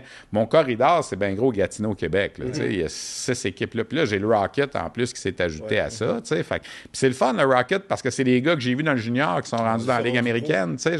Puis le Rocket, c'est le fun, il y a une ambiance incroyable. Je ne sais pas si les gens ont eu la chance d'y aller à Place Belle, là, mais c'est le fun, tu sais, je veux dire, c'est accessible, c'est pas si dispendieux que ça si on compare à la Ligue nationale, puis c'est un bon spectacle, tu sais. Alors, tout ça mis ensemble, moi, je m'amuse, puis je me sens pas le besoin d'aller dans la Ligue nationale. Mais... si mon boss m'appelle une journée et me dit « Pierrot, t'es malade, tu veux-tu décrire le Canadien ce soir? » C'est sûr que je vais y aller. Là, je veux dire, je dirais pas non, là, c'est bien évident. T'sais. Puis j'aimerais ça, faire au moins un match du Canadien à la télé avant la fin de ma carrière. J'ai fait à la radio, j'ai remplacé Martin McGuire 3-4 fois. Mais à la télé... C'est chaussure à remplacer, le Martin McGuire. Oui, et bon, Martin, c'est chacun qui fait ce job-là, on a notre façon de faire. Puis j'aimerais ça, au moins une fois, décrire un match du Canadien à la télé. Il y a eu ça a passé proche une fois ou deux. J'ai été animateur, mais je ne l'ai pas décrit. Alors, est-ce que ça va arriver? J'espère. Sinon, ben, écoute, j'ai le championnat du monde de hockey junior, c'est ma Coupe Stanley à chaque année. J'ai la Coupe Memorial, on a repris les droits à RDS l'année passée, j'en étais très heureux, puis je suis bien là-dedans. Puis l'autre question, on m'a jamais offert le poste de dépisteur du Canadien non plus. Puis, tu sais, ça, c'est une autre chose. T'sais. Être dépisteur du Canadien, oui, mais si tu n'as pas de pouvoir décisionnel, ça donne quoi? Être le directeur du recrutement, ça, oui, ça serait un beau défi. Mais si tu es dépisteur du Canadien, je regarde les boys, là, Donald Odette puis Serge Boisvert, là, que je vois dans les arénas l'année longue, ils vont aller voir 200 games de hockey dans l'année. Puis à la fin de l'année, quand le repêchage arrive, ils n'en repêchent pas un. Fait que, c'est frustrant. Là, est-ce que ça... Tu sais, je me dis, profitons-en, allons un peu plus dans le hockey, là. Est-ce que ça te dérange de voir que... Ben, je vais pas dire aussi peu, parce qu'il y en a quand même quelques-uns, mais que il y a moins d'athlètes de la LHJMQ qui se font repêcher par les équipes de la Ligue nationale ou par le Canadien même. Tu sais, ça te dérange? C'est deux choses. Le Canadien, moi, je trouve qu'eux devraient faire un effort beaucoup plus soutenu. Que d'une façon générale, il y en ait moins. C'est plate, mais c'est une réalité aussi démographique. Tu sais, ça devient, à un certain moment, on en produit moins. Là. Je veux dire, il n'y a pas une équipe de la Ligue nationale qui va s'empêcher de repêcher un bon joueur au Québec parce qu'il vient du Québec. Les gens, il faut qu'ils arrêtent de penser, là, je sais qu'il y a des théories du complot là, au niveau du racisme et tout ça, là, avec Équipe Canada Junior, c'est la même chose. Ça. C'est pas vrai. Est-ce qu'un individu ici et là, dans certaines équipes de la Ligue nationale, peut haïr les Québécois? Oui, ça se peut. Tu sais, je m'en cacherai pas. Je pense que Brent Sutter, c'est un gars qui aime pas beaucoup les Québécois. Tu sais, je veux dire, la famille Sutter en général, on l'a vu. Tu sais, ça, oui. Mais de penser que 32 équipes dans la Ligue nationale sont racistes au point de ne pas vouloir repêcher des gars de la LHJMQ ou que l'Équipe Canada Junior, qui a eu des dirigeants différents au fil des ans, c'est pas vrai. Penser comme ça, là, c'est vraiment de se fermer. Puis on a eu un cas encore cette année, là, quand Zachary Bolduc a été retranché, puis qu'on a commencé à sortir que c'est parce qu'il était québécois. Je m'excuse, là, mais j'étais là au camp, là, puis non, il faisait pas partie des 13 meilleurs attaquants. C'est plate, mais c'est comme ça. Puis je dis pas que Zachary Bolduc, c'est pas un bon joueur, là. C'est un très bon joueur. Il va probablement jouer dans la Ligue nationale. Il a pas eu un bon camp. Mais il y a plein de joueurs qui se sont fait retrancher, qui n'étaient pas québécois, là. Il y a un gars de Terre-Neuve qui était là cette année, qui a compté 2 buts dans la dernière partie préparatoire, puis on l'a retranché. Quand il est arrivé chez lui à Terre-Neuve, il a-tu dit, on sait bien, Équipe Canada Junior, il n'aime pas les gars de Terre-Neuve. Puis lui, il avait un cas comparé à Bolduc, il avait compté 2 buts que Bolduc n'avait pas compté. Exemple. Puis si on n'aime pas les Québécois, bien pourquoi est-ce qu'on a gardé Tyson Hines puis qu'on a retranché un défenseur qui était là l'année passée? Si on n'aime pas les Québécois, on ne l'aurait pas gardé. Alors, c'est faux de penser tout ça. Puis j'ai lu des affaires là-dessus. Il y a un collègue à un certain moment qui a sorti l'exemple de Marc-Édouard Vlasic en disant... Équipe Canada Junior aime tellement pas les Québécois, ils ont retranché Marc-Édouard Vlasic à 18 ans, puis l'année d'après, il jouait dans la Ligue nationale. Mais oui, mais je vais t'en sortir 10 joueurs de l'Ontario puis de l'Ouest à qui c'est arrivé aussi. Qui ont été je veux dire, il y a des gars qui sont même pas invités au camp, puis l'année d'après, ils sont dans la Ligue nationale. Puis c'était pas des Québécois, tu sais. Alors, il faut arrêter de penser ça. Moi, je pense que le fait qu'il n'y a pas beaucoup de Québécois ou qu'il y en a moins, c'est tout simplement une question démographique. On en produit moins. Je pense que le hockey au Québec a des problèmes au niveau de l'accessibilité chez les jeunes. Le prix que ça coûte pour les parents. Tu sais, chacun a notre théorie là-dessus, d'où ça vient. Est-ce que la Ligue Midget 3A fait son travail comme il faut? Moi, il n'y a pas personne qui va me faire croire qu'une fois rendu dans la Ligue junior majeure du Québec, un joueur à Drummondville est moins bien traité qu'un joueur à Kitchener ou à Prince-Albert dans l'Ouest. Rendu à ce niveau-là, le développement est aussi bon de part et d'autre. C'est avant que ça se passe, je pense. Dans les catégories de hockey mineur, tu sais... On avait fait une étude à un certain moment, je me rappelle à RDS, ça doit faire une dizaine d'années, on se posait la question, pourquoi est-ce que ça arrivait au Québec? T'sais? Là, on s'est demandé, est-ce que, par exemple, c'est une piste, là, est-ce qu'on a plus de divorces au Québec que dans l'Ouest ou dans l'Ontario? Est-ce qu'il y a plus d'enfants qui se retrouvent en garde partagée, qui fait en sorte que papa reste à Laval, maman reste à Saint-Bruno, puis que s'inscrire au hockey, là, c'est compliqué en tabarnouche la fin de semaine avec la garde partagée, puis qu'on va faire d'autres choses à la place? Est-ce que ça se peut? Est-ce que c'est une piste de solution? Est-ce que les patinoires extérieures, mettons, est-ce qu'il y en a plus dans l'Ouest et en Ontario qui fait que les jeunes peuvent jouer au hockey plus dans le parc qu'au Québec? C'est une autre théorie. Est-ce que le hockey mineur, qui est dirigé beaucoup par des bénévoles au Québec, par des papas, tout ça, est-ce que c'est différent en Ontario et dans l'Ouest? Pour expliquer, la réponse, là, c'est probablement la somme de tout ça. C'est une question qui est difficile à répondre. Puis pourquoi, exemple, une année X, on va avoir 7 joueurs choisis en première ronde, mettons, dans le programme américain, puis l'année d'après, on en a juste un. C'est le même programme, là. Pourquoi est-ce que les joueurs nés en 2002, est-ce qu'il y avait de quoi dans les céréales cette année-là qui a fait que les joueurs se sont mieux développés? On ne sait pas. Il n'y en a pas d'explication à ça. Tu as beau essayer de la trouver, il n'y a rien de théorique là-dessus pour dire hors de tout doute. Il y a une année, là, 12 joueurs du programme américain en première ronde sur 32, 30 dans le temps. Là. 12 sur 30, c'est tabarnouche. Tout le monde vantait le programme américain. L'année d'après, 1. Pourquoi? Pourquoi une année? Regarde cette année, 3 Slovaques en première ronde. Là. Slavkovski, Nemetz, Machar. Pourquoi il n'y en avait jamais eu avant? Là? Puis là, il y en a 3 cette année, puis il n'y en aura peut-être pas un dans les 5 prochaines années. Il n'y a pas d'explication à ça. Il fut un temps au Québec, on était très, très fort au niveau des gardiens de but. Tu sais, je veux dire, c'était notre... il y a une année, on a déjà eu 3 Québécois gardiens de but en première ronde. Ça n'arrivera plus jamais. Là. Martin Biron, Jean-Sébastien Giguère, Marc Denis, en 95. Les 3 en première ronde. Ça n'arrivera plus. Là. Il n'y a même plus de gardiens en première ronde. Il y a même 3 Québécois. Là. Moi, je pense qu'à cette époque-là, l'influence de Patrick Roy, qui était le gardien du Canadien, faisait en sorte... On avait fait des calculs. Là. On se disait, tu commences à avoir une notion... De ce qui se passe au hockey quand tu as à peu près 7-8 ans. Es-tu d'accord? Tu sais, là, tu commences à avoir tes souvenirs. Le Canadien a gagné la Coupe Stanley en 86. Fait que là, tu disais, des kids nés en 78, mettons, ils ont vu Patrick Roy en 86 gagner la Coupe Stanley. Ben, c'est drôle, c'est eux autres qu'en 95, ils ont 17 ans, 18 ans. Ouais. Tu sais, ils sont nés en 78. Ouais. Alors, la cause à effet était là. Tu sais, je veux dire, c'est pas... Ça fait Puis là, du sens. ça fait du sens. Est-ce que c'est juste à cause de ça? Non, mais va demander à Marc Denis, va demander à Giguère, Biron, Fichot, Théodore, tous ceux qui étaient là dans ces années-là. Ben oui, ils ont tous capoté sur Patrick Roy. Tu sais. Ouais. Aujourd'hui, on n'a pas ce modèle-là au Québec qui fait peut-être que le gardien de but voudrait, les jeunes voudraient être gardiens de but comme c'était le cas dans ce temps-là. Tu sais. Je comprends. Tu sais, c'est juste ça. Là, tu sais, ça. Mais pour le Canadien, tu dirais alors qu'il Ben, moi, je pense que pour le Canadien, rendu là, tu sais, il y a un coach qui m'avait déjà dit, puis j'y ai piqué son expression, là, tu sais, tu prends les meilleurs. En première ronde, tu prends le meilleur, peu importe d'où il vient, puis en deuxième. Mais quand tu es rendu dans les peut-être, tu sais ce qu'on appelle les peut-être. Ouais, les 5, 6, 7, Peut-être qu'il va jouer, peut-être qu'il ne jouera pas. Mais peut-être que tu devrais en prendre plus de chez nous. Ouais. Moi, je pense ça. Tu sais. On a un exemple avec Harvey Pinard. Là. C'était peut-être qu'il va jouer, peut-être qu'il ne jouera pas. On le prend en 7e ronde, puis là, regarde, ça va pas pire. Je le sais qu'il y a des dépisteurs. J'ai déjà dit ça à Trevor Timmons dans le temps. Il dit, Stéphane, je suis d'accord avec toi, mais il dit, si j'écoute ton raisonnement, il dit, j'aurais pas repêché Yaroslav Halak en 9e ronde. Ouais, t'as raison, tu sais, mais je veux dire, il y a des fois que tu as repêché des gars en 4e ronde, que tu aurais peut-être pu prendre le Québécois pour qui, lui, porter l'uniforme du Canadien, c'est une fierté. Tu sais, on a vu le jeune Allard, là, en fin de semaine, tu sais, qui a dit, j'avais les larmes aux yeux.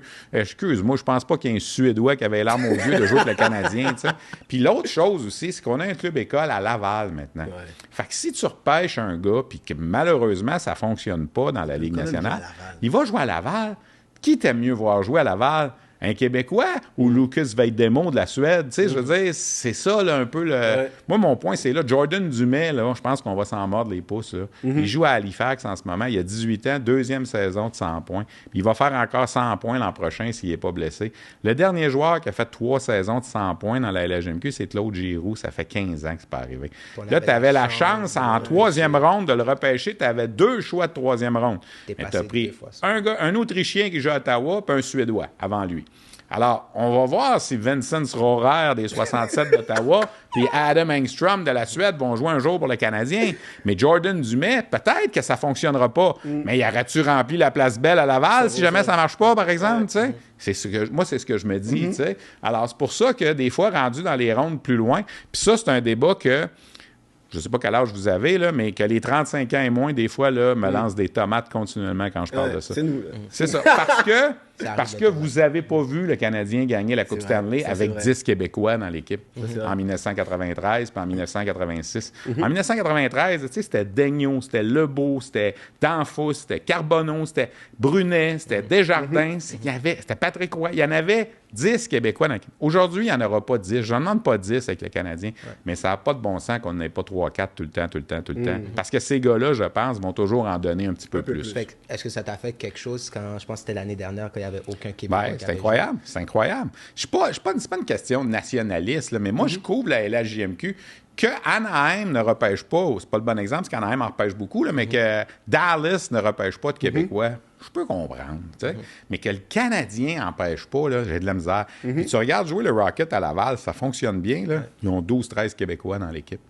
Il y a des soirs, là, l'année passée, on jouait un match à Laval, je pense qu'il y avait 15 sur 20, c'était des Québécois. Si Québec sera encore une équipe je crois pas ça. Est-ce que tu penses qu'il y aurait eu... Je crois pas ça. Okay. Les gens amènent ça beaucoup parce qu'ils disent, dans le temps, tu voulais pas en échapper un. Mais il reste qu'aujourd'hui, il n'y en a plus autant quand même. Puis là, il faudrait savoir aussi à Québec qui seraient les dirigeants.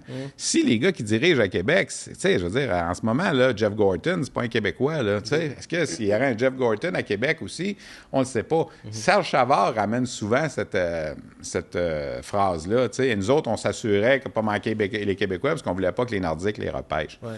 Oui, ça pourrait peut-être pas nuire. Là. Il y aurait peut-être une compétition un peu plus. Puis si le Canadien avait laissé passer Jordan Dumais puis les Nordiques l'avaient pris, il aurait été bon, peut-être. Mais il reste qu'au total, je pense pas qu'il y aurait plus de Québécois repêchés parce qu'il y aurait une équipe à Québec. Parce que ça reste... Déménageons aujourd'hui les Coyotes de l'Arizona à Québec. Il y a 32 équipes dans la Ligue nationale.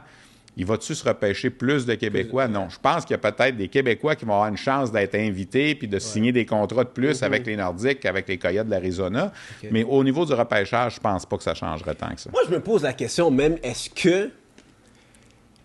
mettons, les Québécois qui sont dans le monde, dans les ligues professionnelles, je prends AHL et la Ligue nationale, là, Oui, l'argument qu'ils aimeraient porter le logo du Canadien, ils aimeraient jouer, je peux le croire. Mais je me pose la question si nos jeunes Québécois, là, 18 à 23, veulent vraiment jouer pour... C'est plus aussi fort qu'avant. Moi, je pense qu'ils veulent jouer à Tampa Bay. Ouais. Ouais. Ben, moi, je la pose, cette question-là, des fois, au Québec, pas des fois, souvent, quand ils approchent le repêchage en fin de l'année. La question que je pose, ça fait 30 ans, je pense que je pose cette question-là. Si le jour du repêchage, on changeait le règlement, puis qu'au lieu que ce soit une équipe qui te repêche, ce serait toi qui repêchais une équipe. Ce serait quoi ton premier choix? Là, évidemment, la plupart du temps, les jeunes, moi, ça ne me dérange pas. Tu sais, il y en a des jeunes qui m'ont déjà répondu Chicago parce que j'aime leur chandail. Il y en a qui m'ont déjà répondu Anaheim parce que je veux du soleil. Tu sais, il y en a, tu sais... Mais il y en a encore beaucoup qui répondent le Canadien parce que c'est chez nous. Puis qu'on le veuille ou non, ces Québécois-là ont grandi en regardant le Canadien à la télé. Tu sais, je veux dire, ça. Je pense que c'est pas aussi fort qu'exemple dans mon temps à moi, où on voulait tous être Guy Lafleur puis tout ça. Mais parce qu'il n'y a plus de modèle québécois autant là, qui joue pour le Canadien en ce moment. Tu sais, moi, dans mon temps, là, il y avait Guy Lafleur, il y avait Mario Tremblay, il y avait Carbonneau, tu sais, il y avait... Tu avais des gens, des Québécois de chez nous, qui avaient grandi chez nous, qui avaient du succès pour le Canadien. Tu sais, s'il y avait un Jonathan Huberdeau qui faisait 100 points avec le Canadien ou un Jonathan Drouin, si ça avait fonctionné, peut-être que tu irais chercher encore plus ça. Moi, je pense que c'est encore important pour les jeunes Québécois de jouer pour le Canadien, mais peut-être pas autant que ça l'était dans les années 70-80. Avec la sensibilité des gens maintenant vis-à-vis tout ce qui peut se passer dans le monde, là, est-ce que ça peut être un réflexe pour nommer notre équipe? Parce qu'on sait qu'à Montréal, c'est vraiment plus dur de jouer à Montréal en tant que Québécois que n'importe où. Ben, pas n'importe où d'autre. Ça, c'est pas vrai parce qu'avec les Rangers, avec Toronto, ça peut être différent. Ça peut être un peu la même chose, pardon. Est-ce que est-ce qu'on peut penser, est-ce qu'on peut se permettre de penser que ce sentiment-là d'appartenance va faire comme j'ai peur de ne pas performer ou Exemple, est-ce que Alexis Lafrenière, s'il avait la même carrière mais à Montréal, est-ce que ça serait la même chose? Est-ce que pour lui, il vivrait de la même façon qu'à New York? C'est sûr que tu es plus anonyme ailleurs. Mais moi, je pense que ça dépend du caractère du jeune. Ça dépend. Il y en a qui carburent à ça. Tu sais, il y en a qui ont le côté... assez cocky, là, passe-moi l'expression, là, pour faire de la... Ouais, ben c'est ça, tu sais, de faire fi de la pression, tu sais, que ça amène. Parce que oui, jouer un Québécois, c'est sûr là, qu'un Québécois repêché en première ronde par le Canadien, là, c'est Louis Leblanc le dernier, puis ça n'a pas fonctionné. Mais on ne saura jamais si Louis Leblanc, repêché par les Sabres de Buffalo, aurait joué 15 ans dans la Ligue nationale. Tu sais, on ne le saura jamais. Puis le contraire est aussi vrai. On a laissé passer Patrice Bergeron, qui a une carrière incroyable avec les Bruins de Boston. Si le Canadien l'avait repêché, est-ce qu'il aurait eu la même carrière?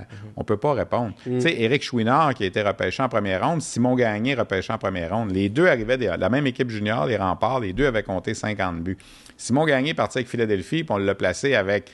comment il s'appelle, l'ancien du Canada? John Leclerc, puis tout ça, puis ça a fonctionné. Éric Chouinard est arrivé à Montréal, on l'a végété d'un mineur un bout de temps, puis quand il était rappelé, il jouait sa 4e ligne avec Todd Ewan. Tu sais, je veux dire, le contexte fait en sorte, tu sais, que... Puis c'est sûr que le prochain Québécois qui va être repêché en première ronde par le Canadien va avoir cette pression-là. Tu sais, on en a un cette année, ça va peut-être arriver, là. Ethan Gauthier, le fils de Denis, OK? Qui a un petit côté cocky que j'haïs pas, là, tu sais. Puis le Canadien, avec le choix de la Floride, là, tu sais, le fameux choix, là, il va être à peu près là, tu sais. On va être dans la zone de Gauthier, puis le Canadien l'aime. Je sais que Martin Lapointe l'aime, tu sais. Puis alors, est-ce que ça va arriver? Ça sera pas le premier choix, parce qu'il va y avoir eu un autre choix avant. Là, on sait pas quel rang, là. Ça sera peut-être Bédard, mais en tout cas, ça, c'est autre chose, mais le deuxième choix du Canadien en première ronde, celui de Ben Chirot, peut-être que ça pourrait être Ethan Gauthier, dépendamment comment ça va se placer. Alors, on verra comment il va survivre à ça. Moi, je pense que le fait qu'il ait été élevé dans le hockey, que son père a joué dans la Ligue nationale, je pense que ça pourrait l'aider. Il y a un petit côté, là, je m'en fous un peu, là, tu sais, puis, tu sais, il y a du Tkachuk dans le nez un peu, Brady Tkachuk, là, tu sais, dans ce genre de joueur-là. Alors, peut-être ça pourrait fonctionner, mais c'est sûr qu'il y a une pression. Ce que j'aime beaucoup dans ce que tu as dit, où je me rejoins beaucoup, c'est, tu sais, dans les premières rondes, tu prends le meilleur. Peu importe d'où il vient, mais eux autres, ils vont dire que tu prends le meilleur partout, là. Eux autres, pour leur point, là, même en 4e ronde, tu prends le meilleur. Mais moi, mon point, ils avaient déjà fait des poules de hockey. Bon, tout le monde fait des poules de hockey, là. Hein?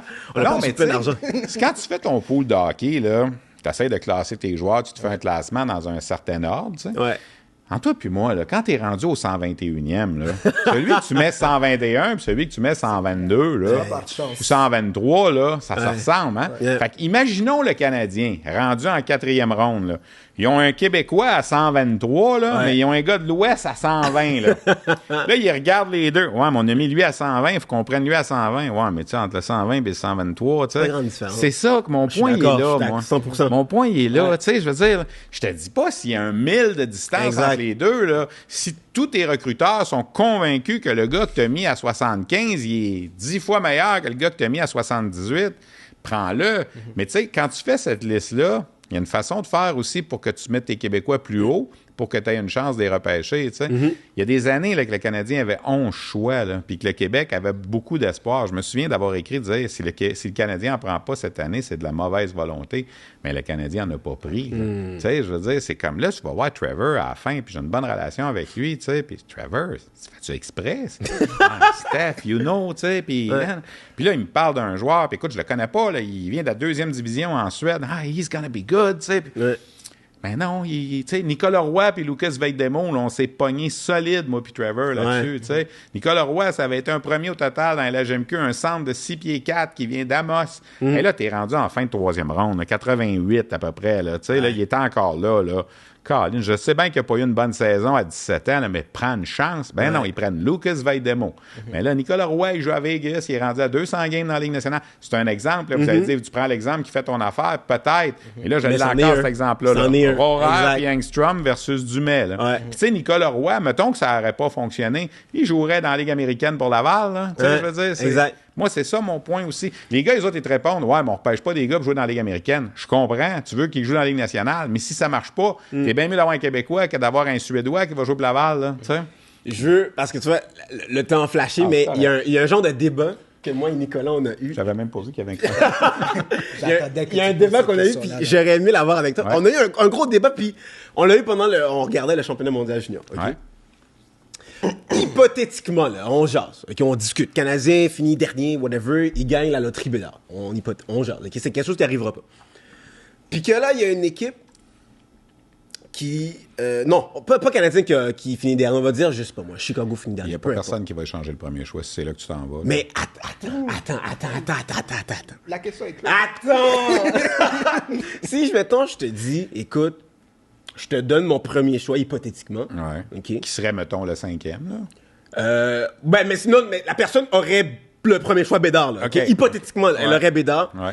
Puis elle dit, je veux Caulfield. Ouais. Est-ce que tu le fais? Ben, l'équipe le fera pas. Non, je sais, mais on hypothétise. Est-ce que tu aurais échangé Bédard pour Caulfield? Si t'es le Canadien, est-ce que tu fais ça? Ouais. Ben, je pense que oui. Mais l'équipe le fera pas. Non, je sais. Mais pourquoi Moi, mon point, c'est que Bédard, je pense qu'il sera pas un boss. OK, je pense vraiment pas que Bédard sera un boss. Loin de mon idée. Mais pour moi, Bédard, juste attends qu'il prouve dans la Ligue nationale qu'il est capable de faire ce qu'il fait dans les juniors. Je vais revirer ta question de bord. OK? Vas-y. Imagine que cette année, au repêchage, et Bédard et Caulfield sont disponibles. Toi, tu as le premier choix, tu prends qui? Voilà. Les deux sont je prends Bédard. Bon, mais non. Voilà mon point. C'est parce que Caulfield a prouvé qu'est-ce qu'il est capable de faire. Non, mais mettons qu'il l'a pas prouvé. Là, non, mais s'il l'avait pas prouvé, puis que les deux, mettons, je vois qu'est-ce qu'ils ont fait dans les juniors, je prends Bédard, c'est sûr. Okay. Parce que c'est sur des éléments similaires. Parce que toi, moi je suis un amoureux de Cole Caulfield. J'étais celui qui le défendait le plus quand il est arrivé, puis tout ça. Là, puis je veux pas que le Canadien l'échange. C'est pas ça que je te dis. Sauf que Bédard, c'est un joueur générationnel. Là. Voilà. 100%. Tout ce que j'essaie de dire, OK? Attends. Tout ce que j'essaie de dire, c'est que il l'a prouvé. Tout ce qu'il fait dans les rangs juniors. Puis il fait d'une façon au-delà des autres. À la McDavid. À la McDavid, exactement. À la Crosby. Là. 100%. Ouais. OK? Caulfield, ce qu'il fait, il le fait dans la Ligue nationale. Ouais. Il monte dans la Ligue nationale qui c'est un scoreur. Il a compté... mettons que Caulfield, là, dans le meilleur des cas, là, il va peut-être approcher 50 buts là, dans son apogée, là, mais il devra en compter entre 35 et 45, pas mal régulièrement, dépendamment comment il va être entouré, puis tout ça. Bédard peut faire proche de ce que McDavid fait. Là. Il peut! McDavid, présentement, OK, il y a 65 games, il y a comme ça 24 points. Ouais. On peut continuer. Oui, mais Bédard, il peut, mais tant qu'il l'a pas prouvé. Parce que Mais c'est même pas ce genre on devrait même pas perdre notre énergie avec ça parce que l'équipe qui va avoir le premier choix n'échangera jamais ce premier choix-là. Là. garanti, pas Bédard. Même si tu appelais le Canadien puis tu disais que le Canadien disait je vais te donner le premier choix puis je veux Bédard, Caulfield puis Slavkovski, mettons. Je veux dire Suzuki, Caulfield puis Slavkovski. Ça arrivera pas, là. Ouais. Ça se fait pas, ce genre de choses-là. Tu sais, c'est pas... mais... Seulement dans une année comme ça, quand tu as un joueur générationnel, je veux dire, l'année dernière, quand ils ont repêché Slavkovski, oui, tu aurais pu échanger ce choix-là parce qu'il n'y avait aucune certitude de Non, qui mais était vraiment les le équipes numéro un. échangeaient un premier choix au total. Là. C'est déjà arrivé. Ben, c'est arrivé avant la loterie. C'est arrivé, tu sais, l'année de le Cavalier, là, les Panthers avaient échangé au Lightning. Ils avaient fait une inversion de choix de première ronde, mais ils ne savaient pas que le Lightning était pour gagner, que les Panthers étaient pour gagner la loterie puis que ça devienne le premier choix au total. Tu sais, cette année, là, s'il fallait que le Canadien gagne la loterie avec le choix des Panthers, tu sais, pense-y, là. Tu sais, si, mettons, là, que les Panthers ont le 9e choix, là, tu sais, quand ça va être terminé, là, puis que là, la boule qui sort, c'est la boule des Panthers, puis qu'avec Ben Sherratt, tu ramasses Connor Bedard, je veux dire, en Floride, ils vont se faire fusiller. Là, je veux dire, ça n'a pas de sens. T'sais. Fait que tu prends pas les chances de faire ça. Tu peux pas. Tu le gardes ton premier choix. Ben oui, de toute façon, encore plus quand c'est Connor Bedard. Là, je veux dire, Chicago, là, ça fait 1 an et demi qu'ils travaillent pour ça. Là, je veux dire, je sais pas si c'est eux qui vont finir avec, là, mais moi, je le verrais là. Je veux dire, c'est un bon marché de hockey, puis je veux dire. Mais pas à Columbus, ça fait. Ben non, ça ne fit pas, exemple. En Arizona, j'aime bien André Tourigny, mais je veux dire, ça ne fit pas, là, mais pour la Ligue nationale, je pense que Chicago, ce serait le marché parfait pour lui, là, puis il relancerait un peu là, l'après Taves et Kane, puis tout ça, là, mais c'est sûr qu'il va y avoir un buzz. Le vrai marché où ça exploserait, on sait que c'est à Montréal. Ah ben oui. On le sait que ça, le vrai marché pour lui, ça serait Vancouver. Il vient de là. Les Canucks aussi vont être dans la loterie, là, je veux dire, puis il vient de North Vancouver. Là, pensez-y, le gars local qui tomberait chez lui. Là, mais c'est un joueur spécial. Ce qu'il a fait au championnat du monde junior cette année, on n'a jamais vu ça. Là. Puis il a 17 ans. Là, il l'a pas fait à 19 ans. Là. Il a battu des records des gars qui avaient 19 ans, puis il y en avait 17. Là.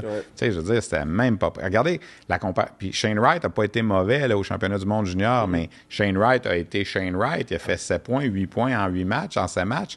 Et l'autre en a fait 23. Là, je veux dire, c'est Bédard est dans une classe oui, il a juste 17 ans. Là, il va grandir puis il va grossir encore. Je veux dire, il fait ce que McDavid faisait au même âge et même plus là, en ce moment. Alors, tu peux pas cracher là-dessus. Là, mais j'adore Cole Caulfield. Je ne voudrais pas échanger Cole Caulfield. Mais si une équipe te disait, OK, 1 pour 1, Bédard pour Caulfield, mais oui, tu es obligé de le faire. S'il fallait que le Canadien ne le fasse pas, il passerait pour des sans-génies. Je veux dire, c'est...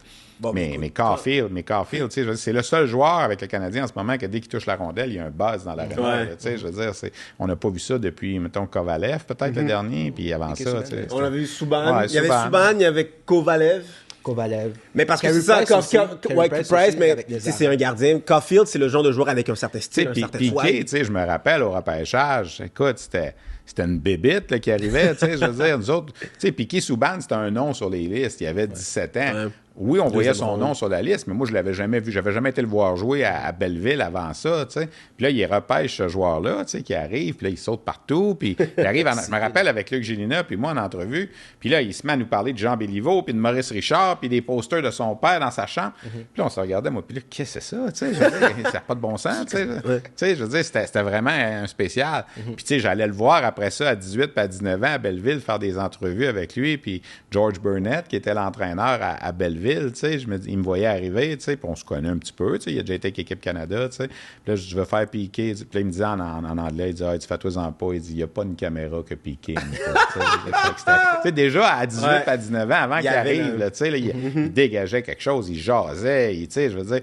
les jeunes, souvent, là, ils sont intimidés quand le roux arrive avec sa caméra par RDS, là, tu sais, je veux dire, ils sont shakés, surtout quand ils ont 16 puis 17. Quand ils arrivent à 19, ils ont pris de la maturité, de l'assurance.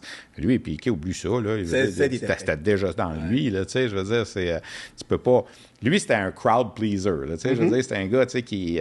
Mais c'est tout ce qui venait avec qui était pas facile, tu sais, je veux dire. Clément Jaudoin m'avait dit une fois qu'il était entraîneur adjoint du Canadien, tu sais, en parlant de Piqué, tu sais, quand il est parti, quand l'échange est arrivé, Stéphane, le hockey, c'est un sport d'équipe. Ce que ça voulait dire, c'est que Piqué pensait plus à lui qu'à l'équipe. Tu sais, c'est ça que ça voulait dire. Tu sais, j'étais en ondes le soir, je remplace à la radio l'été, des fois, aux amateurs de sport, tu sais, puis je fais peut-être 7-8 soirs par été, tu sais. J'étais en ondes le soir que Piqué était échangé. C'est moi qui animais. Là, j'étais en ondes aussi le soir que Max Domi était échangé contre Galchenyuk. Quand Piqué était échangé, j'aurais prendre des appels jusqu'à 4 heures du matin. Ça n'avait aucun sens. Ça allait dans les deux directions. Mais là, tu vois, ça a sonné. On a toutes des obligations. Parce que là, on dirait que c'est un autre sujet que j'embarquerais parce qu'il y a quelque chose. Je me demande, est-ce que Piqué, c'était pas un gars d'équipe? Est-ce que c'était juste que. As-tu écouté son entrevue qu'il avait donné, le dernier podcast qu'il a fait dans un podcast qui s'appelle The Pivot? Puis il s'est assis 1 heure de temps avec des anciens joueurs de la Ligue nationale de football, de la NFL. Puis bon, il expliquait que peut-être qu'il était avant-gardiste, peut-être qu'il était avant son temps dans la Ligue nationale, parce que j'ai l'impression qu'un Piqué maintenant, dans n'importe quelle équipe, je changerais un Piqué, je pense que ça fonctionne. Moi, je fais beaucoup de comparaisons Caulfield-Piqué. Je trouve que c'est le même type de joueur dans des contextes différents. Il prend beaucoup moins de place. Tu trouves? Ah oui, tu sais, les deux amènent l'aspect sourire, l'aspect bonne humeur, ça, je suis d'accord.